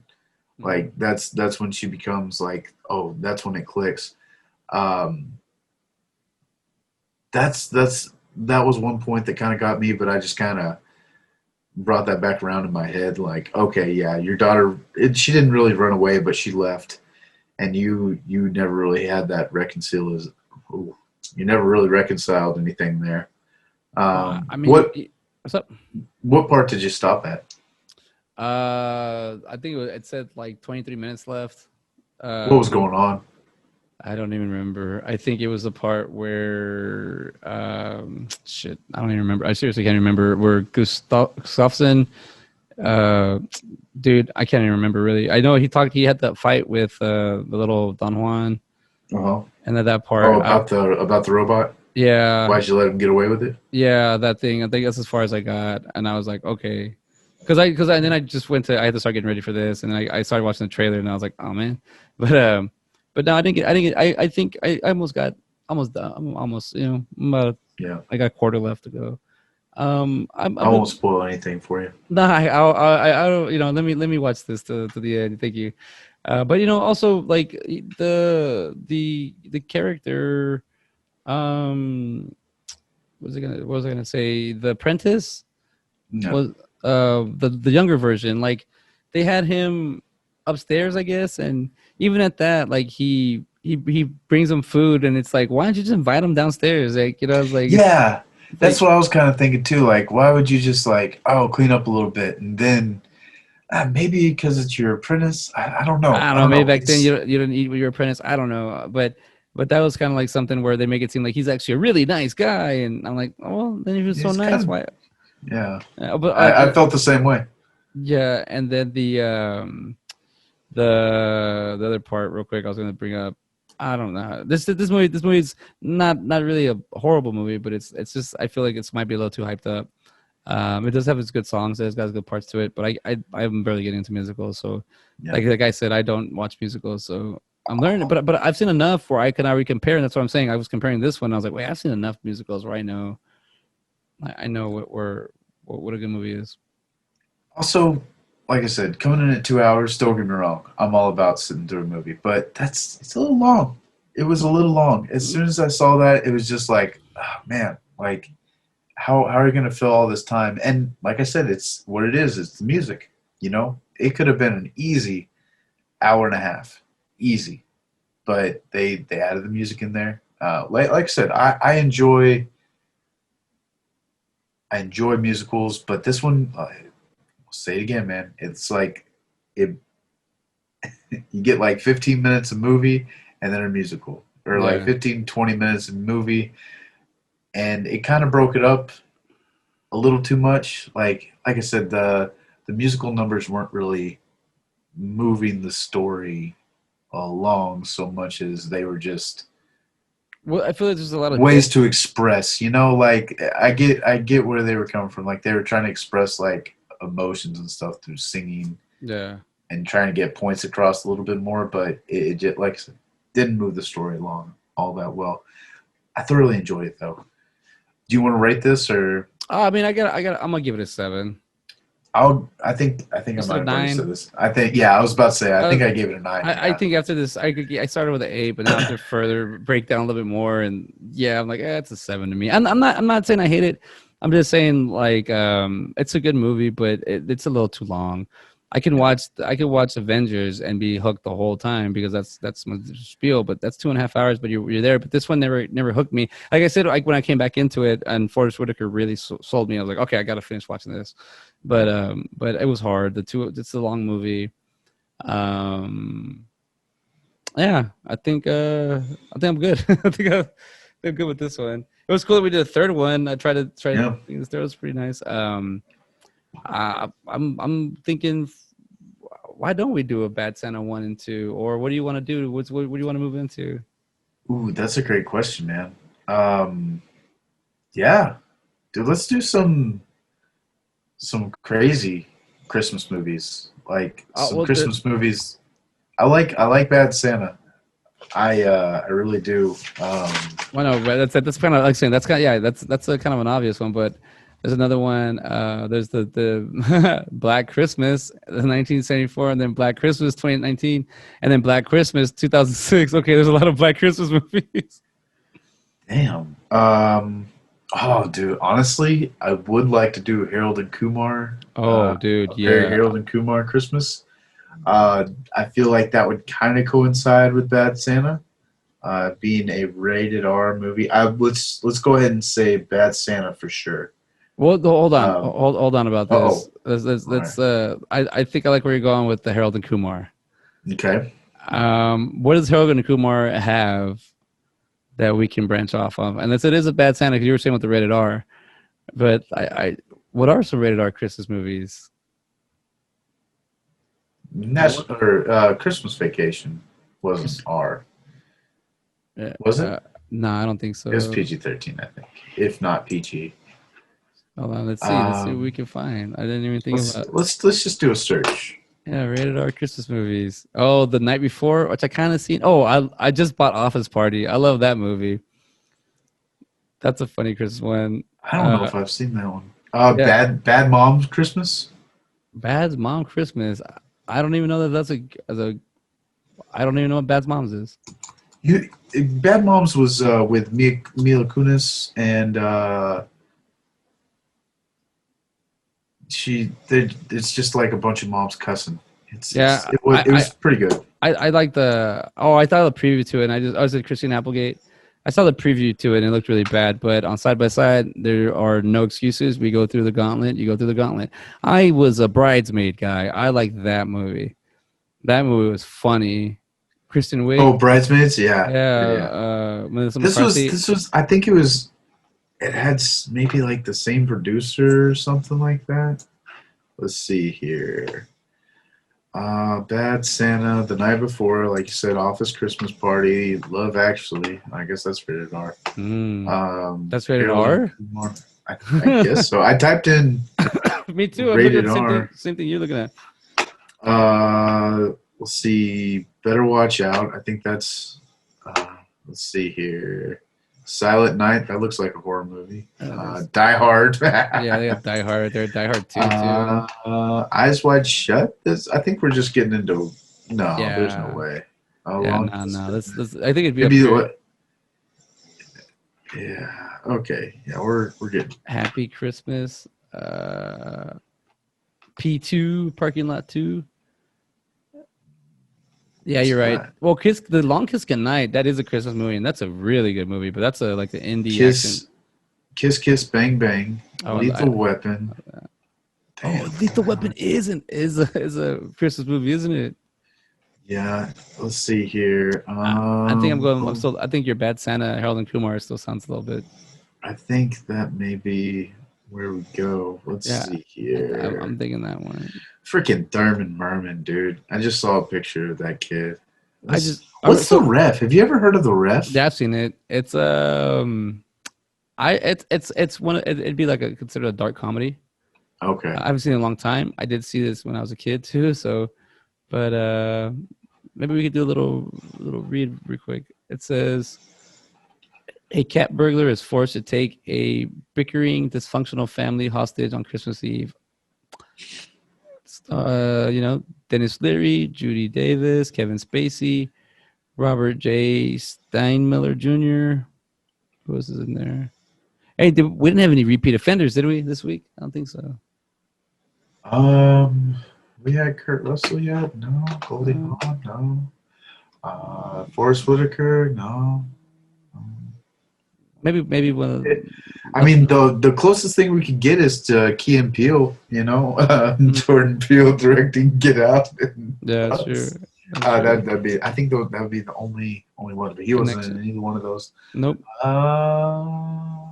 Dude, I'm cool with doing the Harold and Kumar, a very Harold and Kumar Christmas, and with Bad Santa. I'm cool with doing the Rev is like a sophisticated.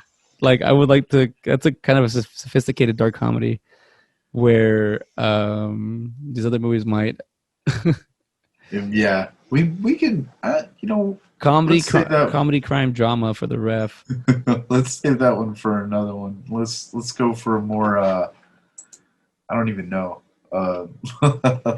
Maybe less of a thinker with Harold and Kumar and Bad Santa. This is go free for all. We're gonna go blind. Not blind. We're gonna go into what we know we're doing. That should be our world right there.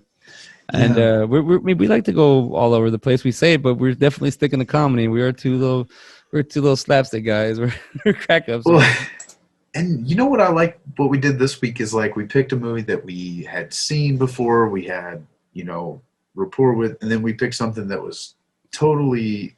We had never seen. It was just kind of like, oh, hey, let's try this. And we ended up liking that movie better than we liked the other one. I thought that was really cool, man. I thought that was an interesting turn. I was like, oh, man, I'm definitely going to like the Santa Claus better.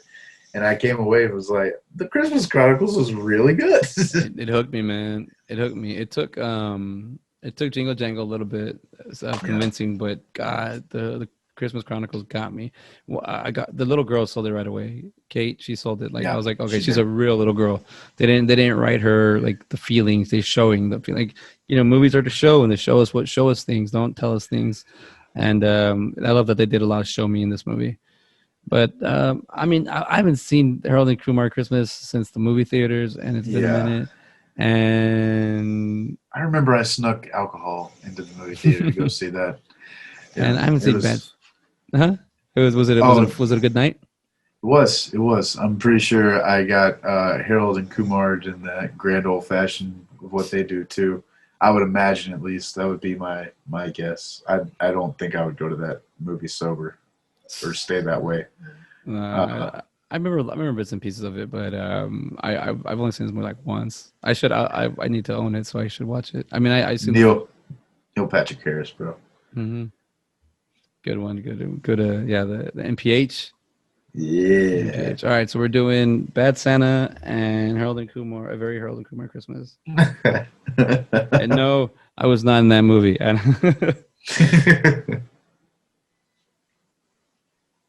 Oh man.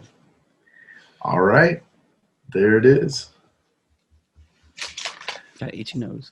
All right, so that was well, thank you for hanging in with us tonight. We were doing a little side by side here with not one, not two, but three. We did three movies this evening or night or morning, whatever you want to see it.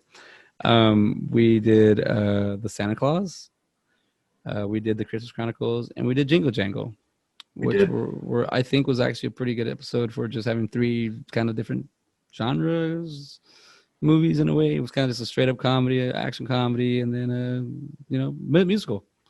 And now we are moving on to familiar territory, much very familiar territory. We're still kind of keeping it in the Christmas. I know we are keeping it in the Christmas spirit, and we're doing we're doing Bad Santa, and we're doing a very Harold and Kumar Christmas. A very Harold very and Kumar. It's going down, Roldy. It's going down. Let's do it. I'm looking forward. At least we know we'll have a repeat offender next week. Oh yeah, we're definitely having a few repeats. David Krumholtz. Yeah, he's in all three of the Harold and Kumar movies, huh? Yeah, I think he's in all three of the Santa Clauses too. No, dude, he's a double time trifecta. Double, triple time offender. Double time. Triple double time. It's triple. Don't quote me on that, dude. I'm gonna quote you on that one. Triple double time. Oh, I don't see him in the third one. Oh man, the Chronicle of Christmas Part 2. It looks like an action-packed movie, and the damn kid from Deadpool 2 is another villain again. Yes, he's Belschnickel. Which the only reason I know anything about that is The Office. All right. Impish, or what is it? I can't remember what the other one is. But Dwight likes Belschnickel. Sure, it would be Dwight. Well, we're going to sign off already. Thank you for hanging out with CJ Robles. And I'm Ben Garrett. And you're listening to Side by Side. Next week we meet up. We're doing Bad Santa and a very Harold and Kumar Christmas. So thank you for listening, and we'll see y'all next time. Or bye-bye. You'll hear us next time. Peace.